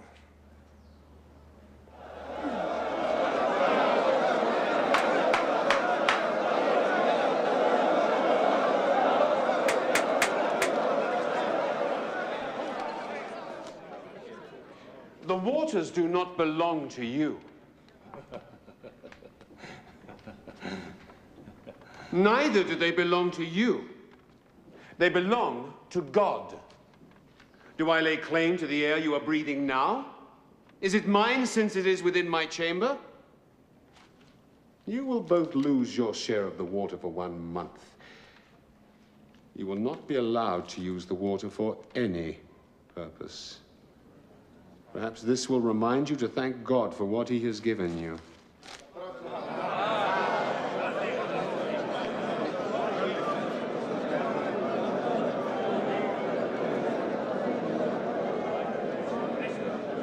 Next case.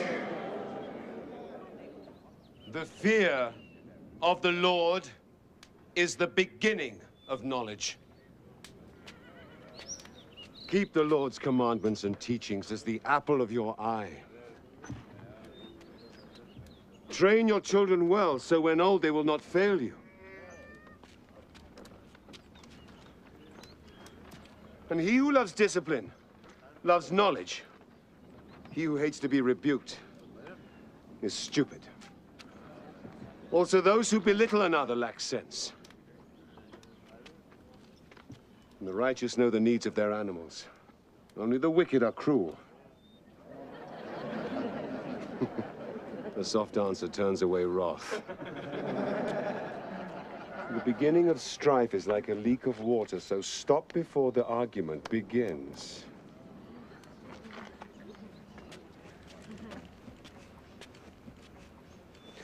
And remember, The wise man remains silent.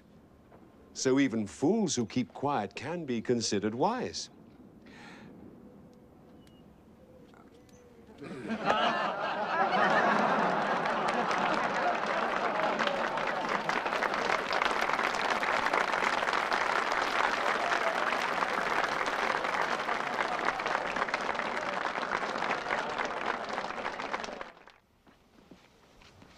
I have another riddle for you.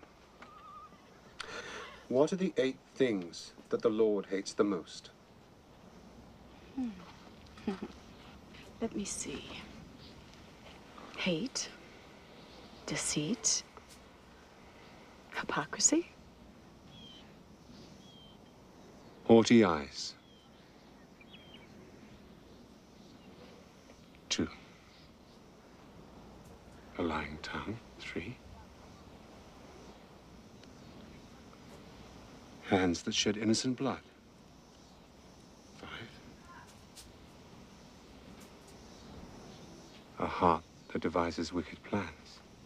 6.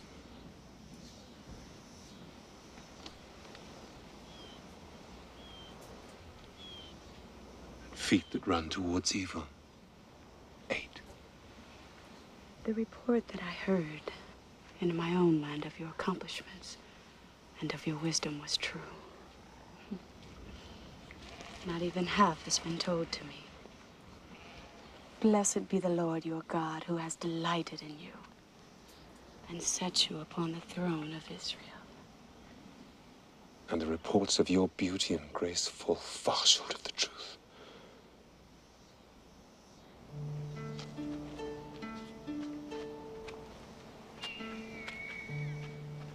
Did you swim as a boy? Yes, of course. Do you still swim now that you're king? Sadly, never. Time again.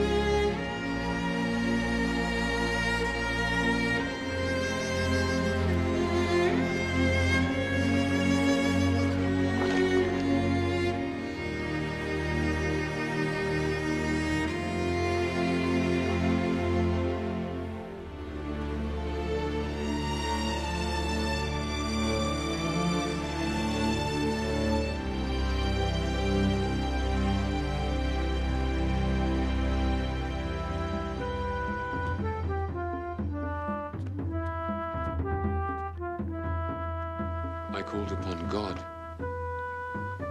and the Spirit of wisdom came to me. But in you there is an understanding, clear, undefiled, plain, loving the thing that is good. See as only a woman can, a mirror to God's goodness. You are the queen to my king. I've sought you ever since I was a youth, without knowing what it was I was seeking. Solomon, more than anything else in the world, I want to bear you a son. Then our minds are as one. More than anything else in the world, I want to marry you. Do you imagine I haven't thought about it? Would you give up your kingdom for me? Israel is more than a kingdom. It is a faith. It has been called by God to do great things. Yes, I have come to realize that. Isn't the position already rather crowded? They are nothing. You are everything. Solomon, I cannot abandon my people forever. A crown is like a seam of gold. There are always those who seek it. One day, I will have to return. But a boy from you, that promises us a whole year together. You shall have your year. And I will be your wife. Yes, I will.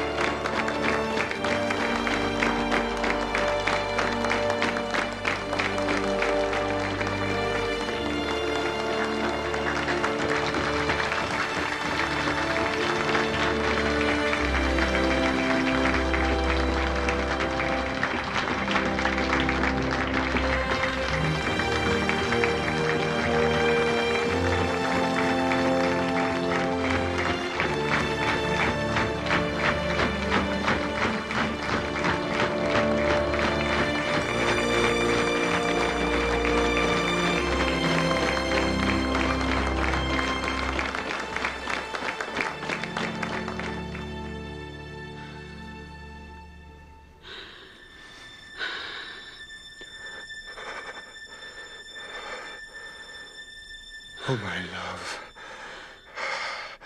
How much better are your kisses than wine?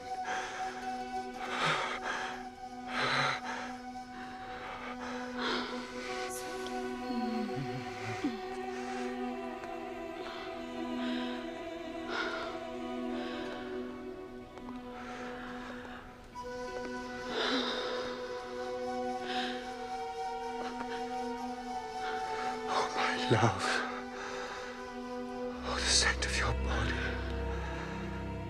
Sweeter than all the spices of the earth.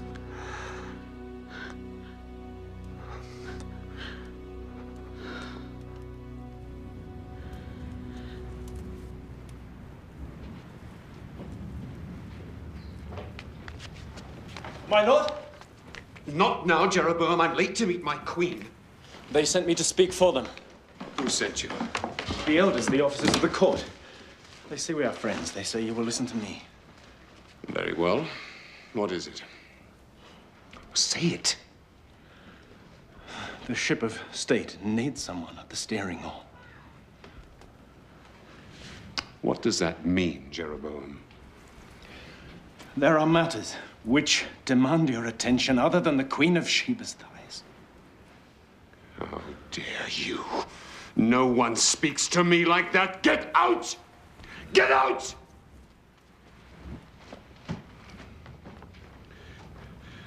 Jeroboam!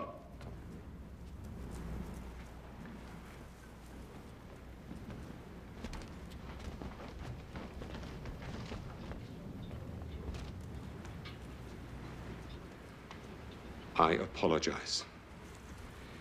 It is too easy for a king to avoid criticism. Say your speech. Taxes. Forced labor.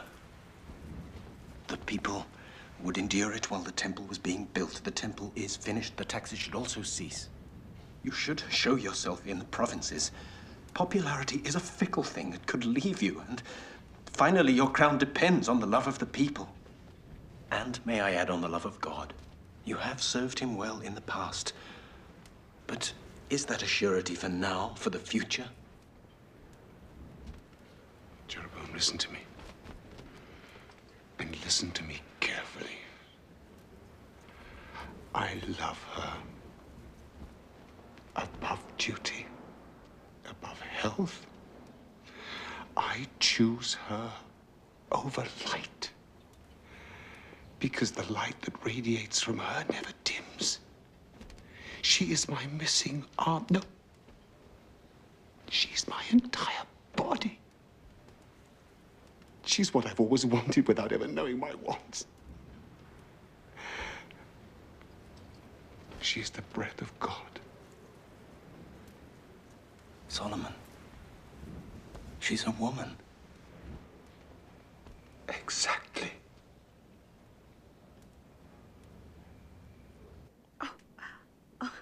Feel.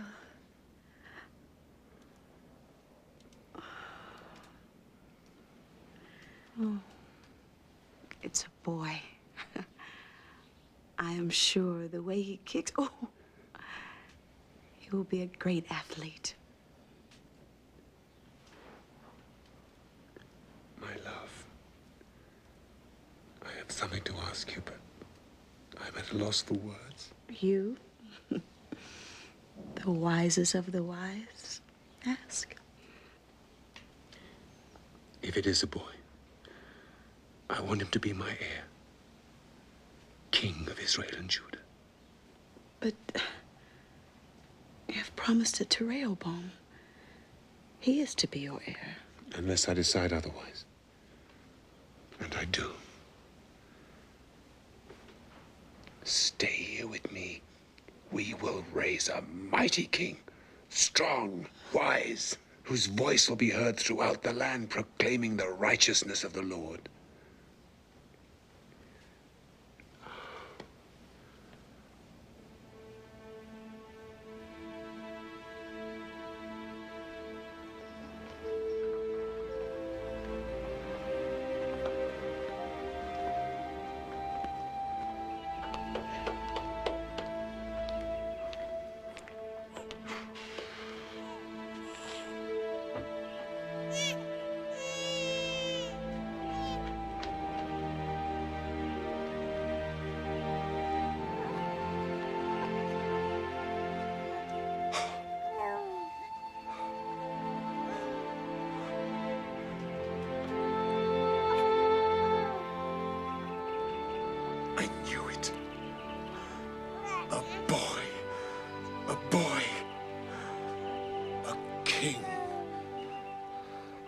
I shall call you Menelik, the chosen one.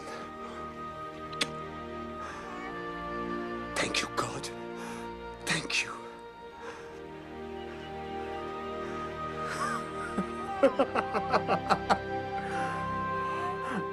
No! It is out of the question. It's outrageous that you could even contemplate such an act.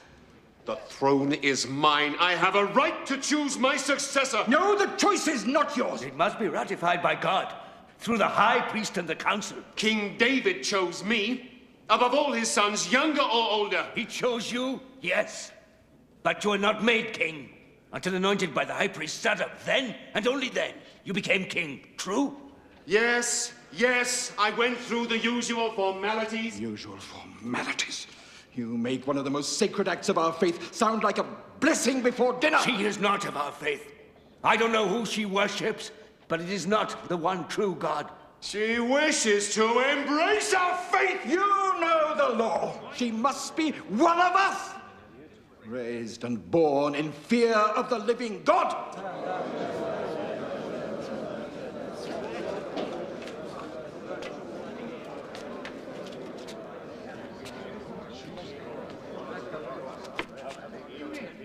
My friend, force your will on this, and you will lose your crown.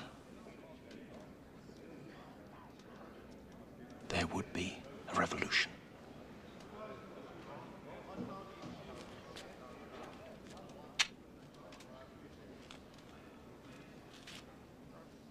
Well,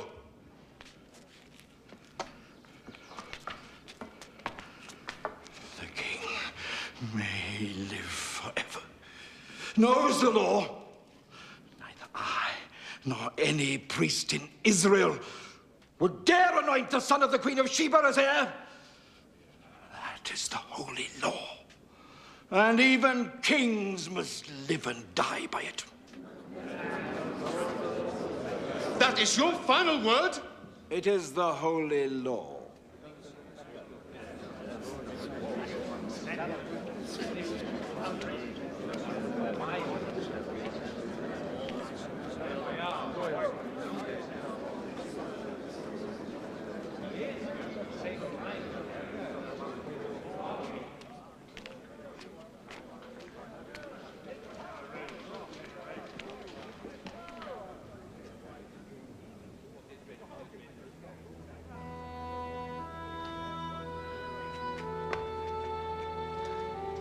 Don't ask.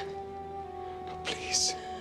Please stay. To join your 700 wives? Never. I am the queen of my country. My son is the heir. I've been blinded by my love for you.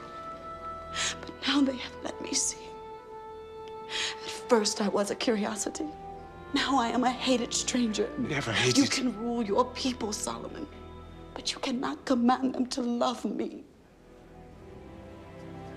or our son.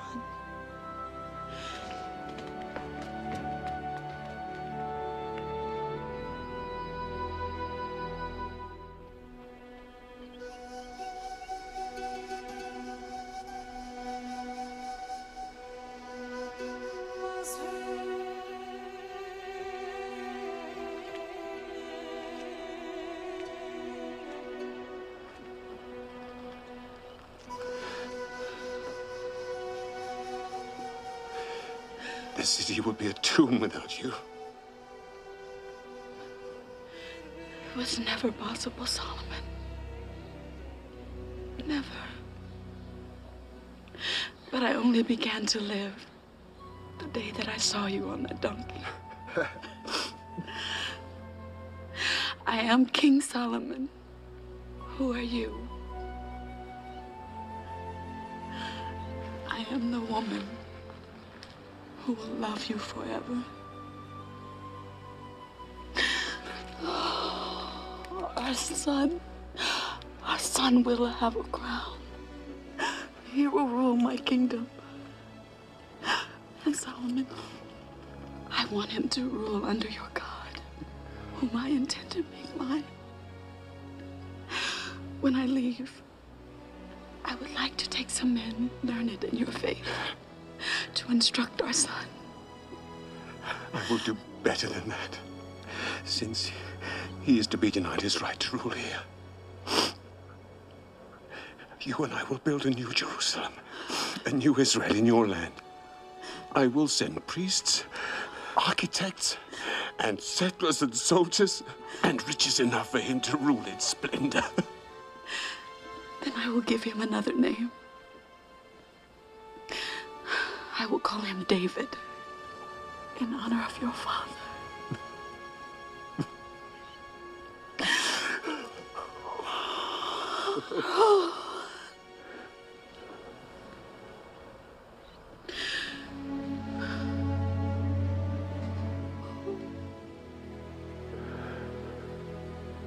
Drop your arms from around me. But I cannot. I cannot. You must. You must do this for me or I can never leave. I cannot. I cannot. You are the king. You must do what God has ordained. You must give your life to your country. You are my life. And Israel is your country.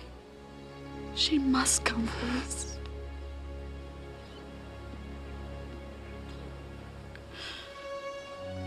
Drop your arms from around me and let me go.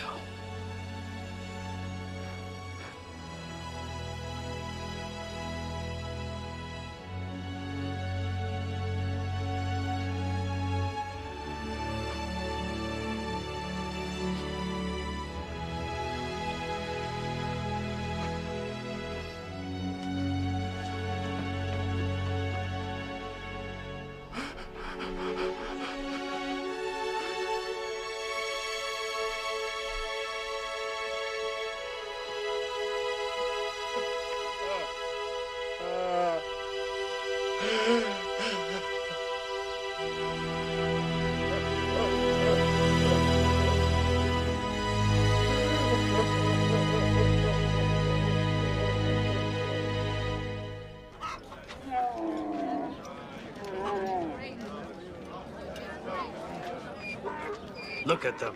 More gold. 600 talents of gold, I've heard tell. 600?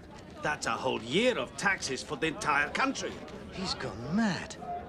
You never know what a man will do when he starts thinking with his groin. Look at them.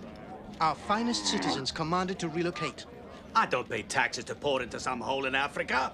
Why are we still paying these taxes? I thought once the temple was built. That's why.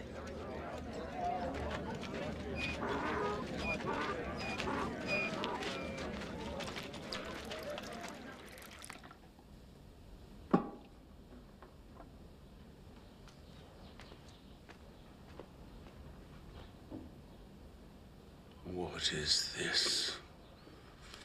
Gold cups! I want nothing but gold!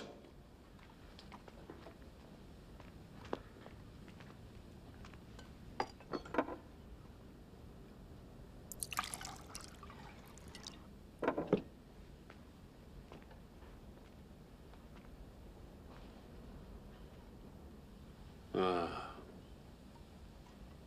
Gold. Good. Do you know why it is good, Jeroboam? Because one man goes deep into the earth to dig it up. Another man melts it to make it pure. Another shapes it into a cup, and another etches a beautiful design upon it. Why? So the king can have the very best, that is why. All is vanity. Solomon. All things are wearisome, Jeroboam. More than one can express. The eye is not satisfied with the seeing, the ear is not filled with the hearing, yet there is nothing new under the sun. Solomon. I applied my mind to seek and search out wisdom, and it is an unhappy business that God has given human beings for all his vanity. You have acquired much wisdom, Solomon. Much wisdom is much vexation. Those who increase in knowledge increase in sorrow. That is not true. No. I said to myself, come, Solomon, make a test of pleasure. Enjoy yourself. I searched with my mind how to cheer my body so that I might see what it was that mortals should do under heaven in the few days of their lives. Vanity. I made great works. I have great possessions, delights of the flesh. Whatever my eye desires, I did not keep from them. Vanity. Solomon, you are a king to your people. What happens to the fool will also happen to the king. All come from dust to dust, all shall return.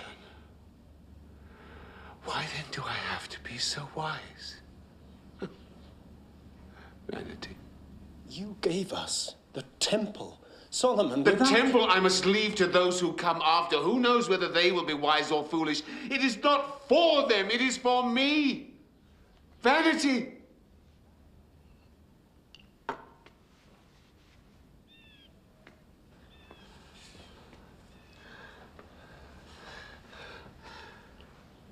Jeroboam, what do mortals get from all the toil and strain? All our days are full of pain. Even at night, our minds do not rest. This is also vanity. It is God's will. Oh, God's will. Every time a question is asked that cannot be answered, someone always says, it is God's will. I believe God's will is already written. Man has nothing to do with it. There is a season for everything and a time for every purpose under the heaven. All God's iron will. A time to be born, a time to die, a time to kill, a time to heal, a time to weep, a time to laugh, a time to dance, a time to mourn. God's will. Business that God has given everyone just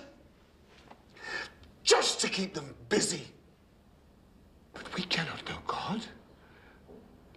We cannot find out what God has done from the beginning to the end. Because what is already has been.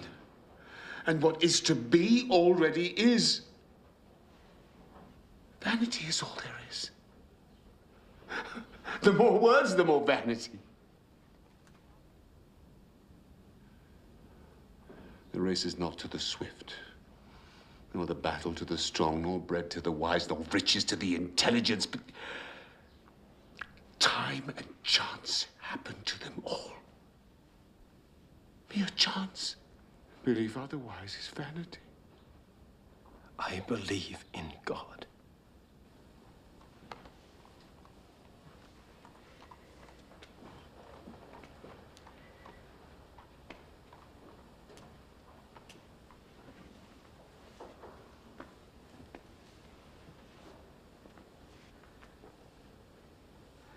Jeroboam, remember your Creator in the days of your youth, before the days of troubles come. For the years draw near faster than you think when you will say, I have no pleasure.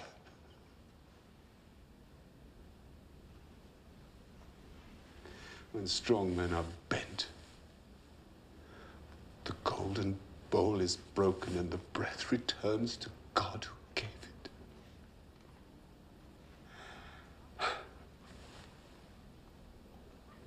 Vanity of vanities.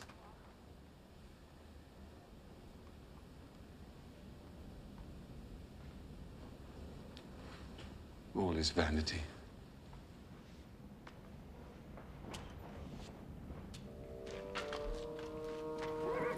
The king is here. He's here. Quickly. Welcome, my husband and king.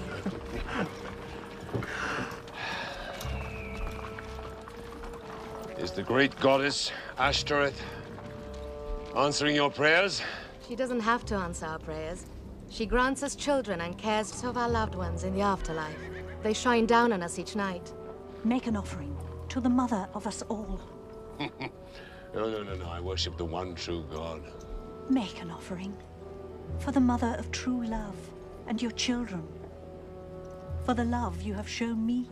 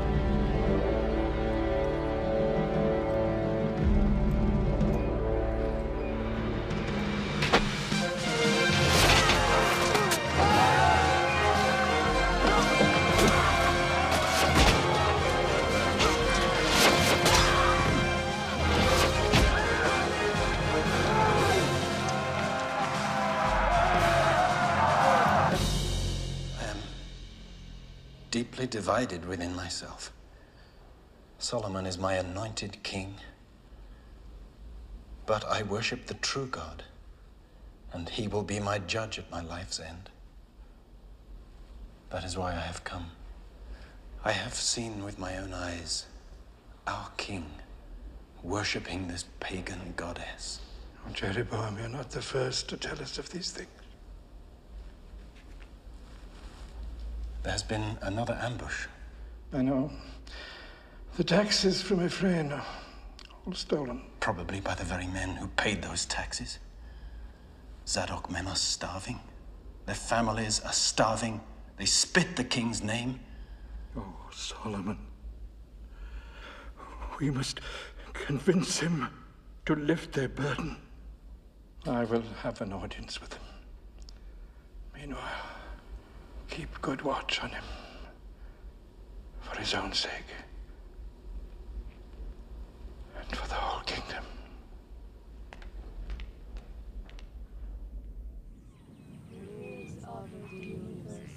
Without you, the river will not open. Merciful Lady, hear us. Oh, Mother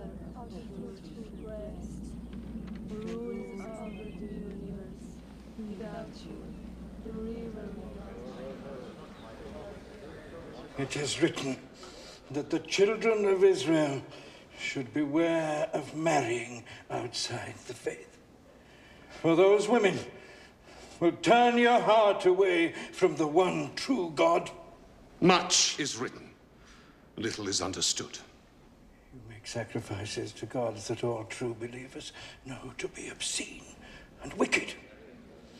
Great Solomon, if you persist in your worship of false gods, you will bring God's anger on your own head and unto all this land of Israel and Judah. I study the world.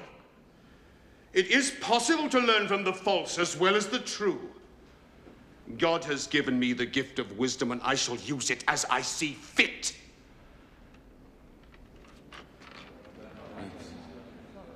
Now you stick to the tasks that God and I have given you, Zadok. And I will stick to mine.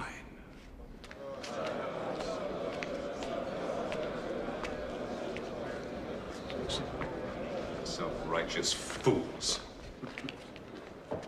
They know the law, and they know you are breaking it. It was I who was given the gift of wisdom.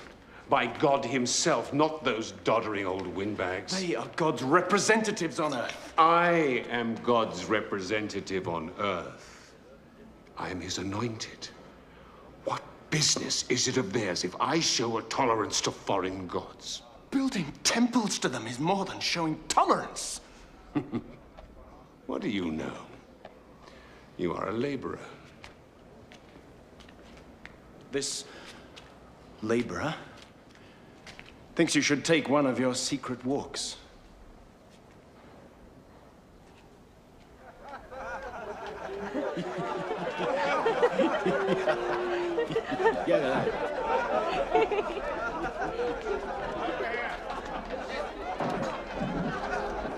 On a hill, not far from my farm. You can see it from my sheep pens and also to Chemosh. I keep my woman and kids inside under lock and key when they're about. Disgusting. Shouldn't be allowed. And do you know who I saw up there? The king himself. Yes, it's true. With his fancy women. All over them he was. Yes, dearest. No, dearest. They're all over the place. These altars, like a plague of boils. Let's go and pull it down. I mean it. Who's going to stop us? Who disagree with us? You fools! I'm no fool. All of you. You're all fools. Israel is surrounded by goddess worship as every other country. And it's not only the king's wives, is it? Many other citizens make secret offerings at those same There is altars. only one true God. How do you know? This is how I know. Hey, what's going on? Stop it! Stop it! He's right, and you know it. Sidon, you caught your wife not 10 days ago, offering up. Yes, and I beat it out of her. She'll never worship false gods again. The Hebrews have been worshipping the goddess Asherah for generations. Thou shalt have no other god before me. Get out! Get out! Let's make sure. Let's knock it down. Get out!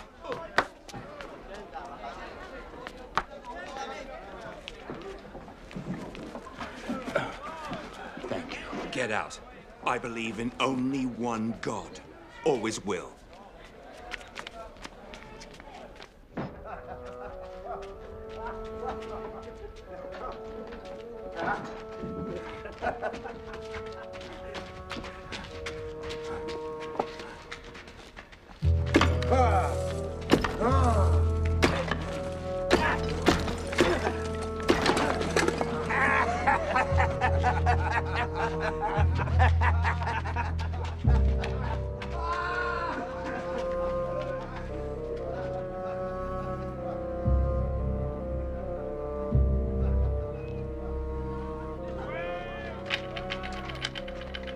I carried nothing.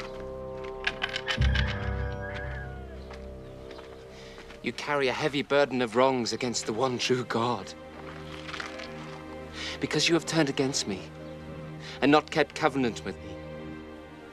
will tear your kingdom from you and give it to your servant. For your father David's sake, while you live, you shall rule, but when you die, I will divide the kingdom. I will give your son one tribe, but the rest will I tear from him. Thus speaks the Lord, your God.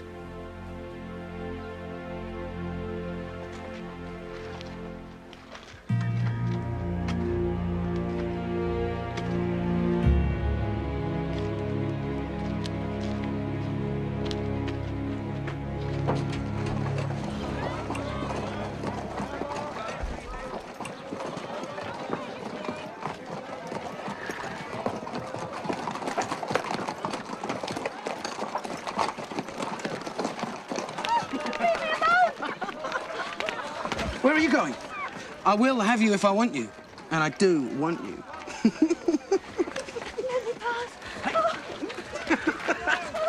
What do you think you're doing? Leave me alone! That's my daughter, you leave Do you know her who I alone. am? What are you doing? I'm the son of the king, Rehoboam. Leave me alone! I Let don't him care go! who you are. Let him go! Nobody. He is who he says he is. He insulted my daughter. I don't care who he is. He has no right. Give him over to my care. I will see the king hears of this. I will see justice done. Hope you will accept this as fair recompense. Thank you, my lord. You are generous, but I still think I'm ruler in Leave my it to own me. house. I will see that justice is done.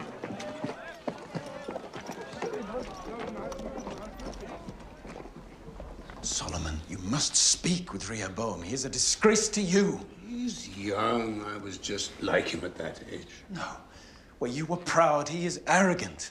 Where you were wise, he is opinionated. Where you used your powers for the common good, he abuses them. You cared about the people, he cares only for himself. Oh, every generation thinks their sons and their daughters are worse behaved than they were. It is the way of the world. It isn't our sons and daughters. It's you. You brought the kingdom of Israel and Judah to a pinnacle. We were the envy of the... changed. Everything has changed! You have abandoned God, and God will abandon you. Zadok warned you on his deathbed. The priests have warned you. For all I know, God himself has warned you. And still, the false gods defile our land like the plague.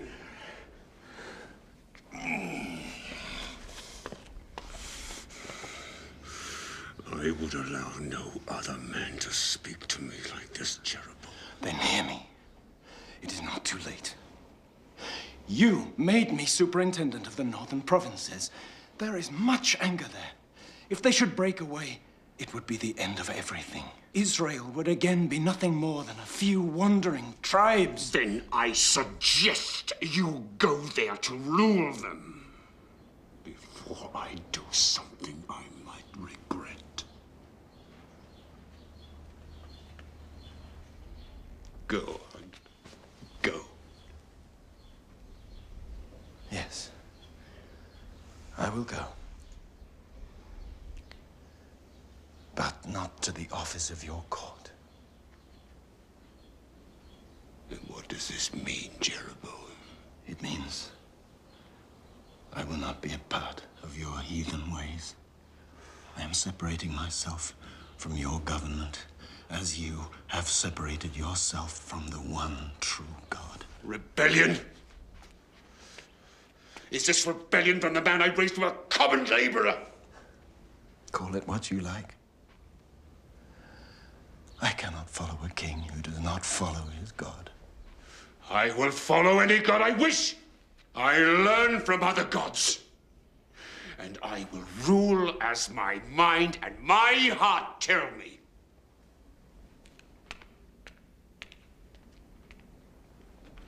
And I shall do it all without the hand-wringing cretins of the court. Do you hear me?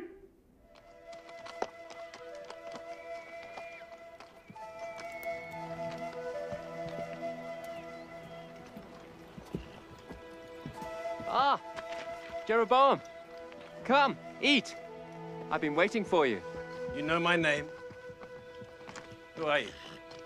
Did the king send you? Not the king you mean. I'm Ahijah from Shiloh. I serve our God, as I know you do also. Some say I'm a prophet. And are you? Perhaps. Perhaps I hear God more clearly than most. Oh, I have a message for you.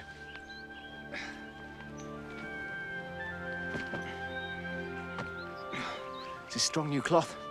Have you a knife?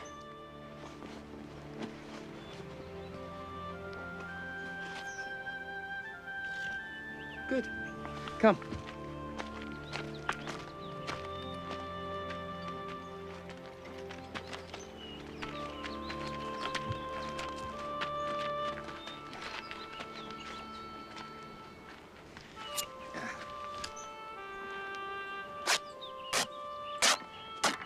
These 12 pieces of my cloak represent the 12 tribes of Israel. This is God's word to you. Solomon has broken his laws and worshipped false gods. You have not.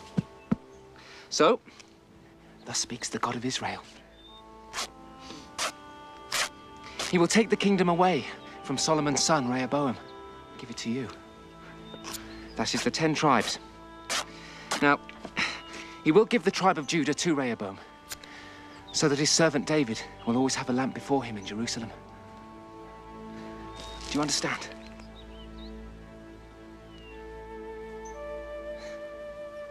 Good. Then I must be on my way. Keep God's law, and he will keep faith with you. Come. Come. Where are you going? To deliver the last few pieces of my cloak. Come on. God would do this. I am simply his messenger. I should have you killed. I know it is sometimes the custom to kill the messenger who bears bad news. But the messenger from God, I would think carefully.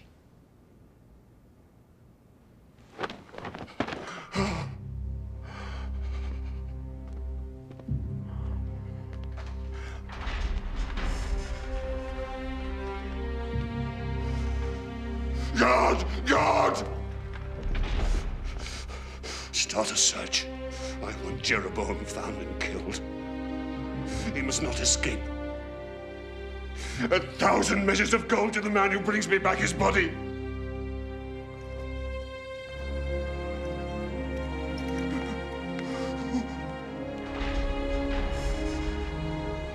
Oh, Lord, Lord, oh, Lord.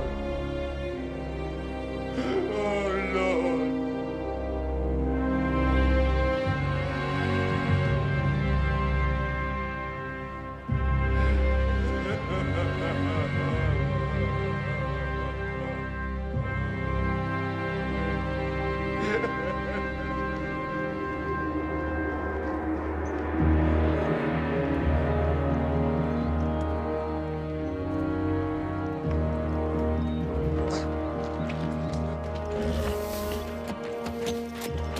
A gift from Ahijah the Silonite.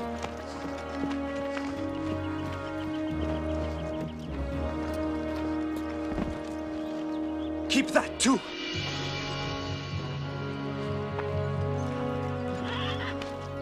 Now ride for Egypt. Your life is in grave danger. Stay there until you hear that Solomon is dead. Ride for your life!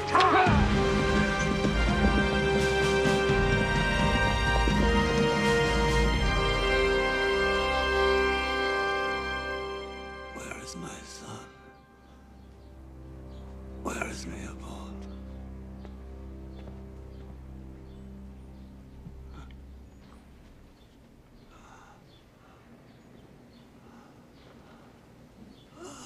Rehoboam, my days draw to an end, and I have been a fool. Listen to me, my son, listen to me. Fear God and keep his commandments. I understand you, Father. Deal wisely with the tribes. Don't worry, Father. I know how to deal with them. No. No. No.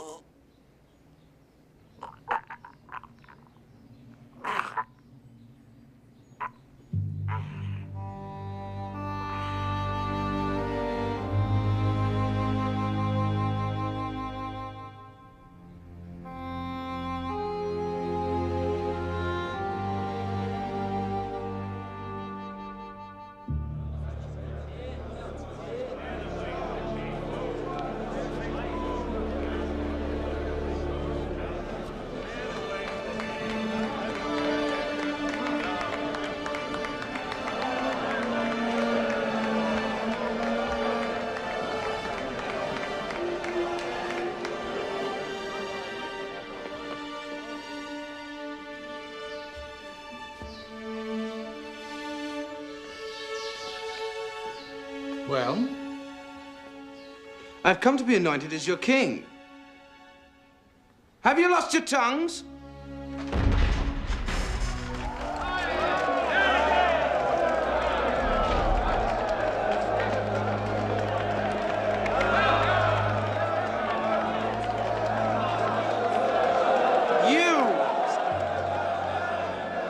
Your father broke God's holy law, and his punishment has fallen on his people. They groaned under Solomon's taxes. They bled under the lash of his forced labor. They will tolerate these things no longer. They want your word. There will be no more forced labor. And the taxes will be fair. Otherwise, they refuse to become your subjects.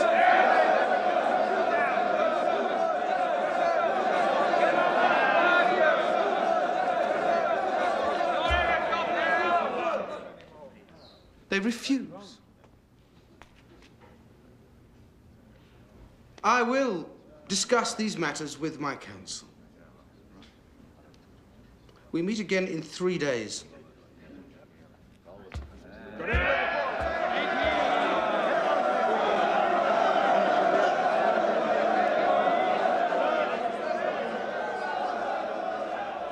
I beg you, my lord, consider carefully. Your noble father always preferred peace to war.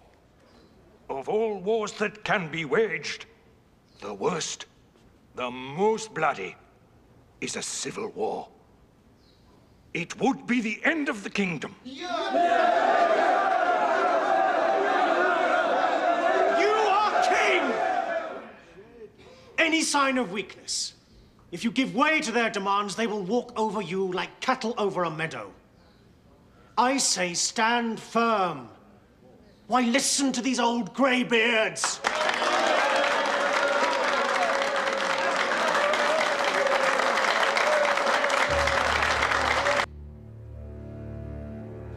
I have heard the young men of Judah. They acknowledge me king. As for you, you thought my father's yoke was heavy? Wait until you feel mine. You thought my father's tax is too high. Mine will crush you. How dare you speak out against your lawful king? My father chastised you with whips. I shall use scorpions. I am your king. This finger is thicker than my father's thigh.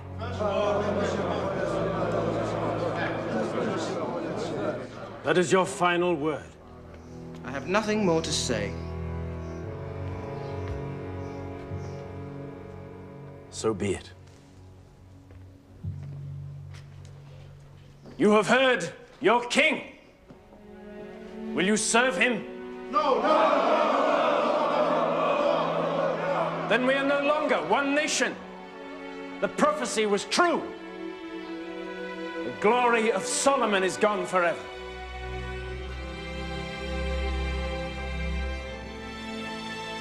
The prophecy was indeed true. Jeroboam ruled the 10 tribes of Israel. Only the tribe of Judah remained loyal to Rehoboam. But Solomon's prayer was answered. For 360 years, the temple remained a place where God and his people would come together, where he would hearken to the prayers of mankind and forgive.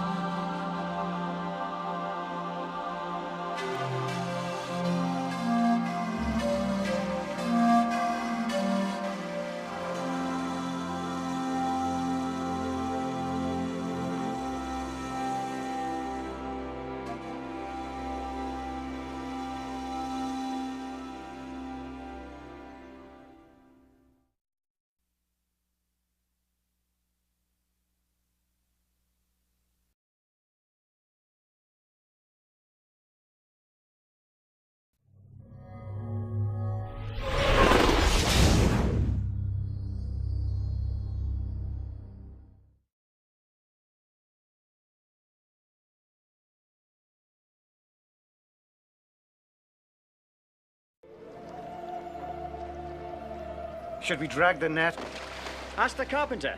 He knows everything about fish. Pull it in. Pull it in? It's only been in the water. Pull it in. What kind of man are you that you can command the fish in the water? Come with me, Peter. I'll make you a fisher of men. His birth changed the way time is measured. In Bethlehem, kings came to bow down to you. Those men did not travel all that way, following that star, without the will of God guiding them. His life changed the destiny of billions. Can you heal, my son? Do you believe I can help you? Yes. Rise up and walk. His death changed the course of history. If you don't stop him, he's going to bring Rome down on us all. We could see to it that he becomes a problem for some of his own people. And I can solve the problem for us. Do you claim to be the Son of God? It is you who says it. Blasphemy! Bow down to me. Away with you, Satan! My God! Why have you forsaken me? Gary Oldman as Pontius Pilate. I give you Jesus of Nazareth! I'd rather have the murderer than you. Deborah Messing as Mary Magdalene. I talked to him. We saw him crucified. We buried him ourselves. I saw him. Jacqueline Bisset as the Virgin Mary. How is that love? That's why I was born. To die? And Jeremy Sisto as Jesus. I have to give everything. Nothing held back, so they will know. Jesus. Own it on video and DVD.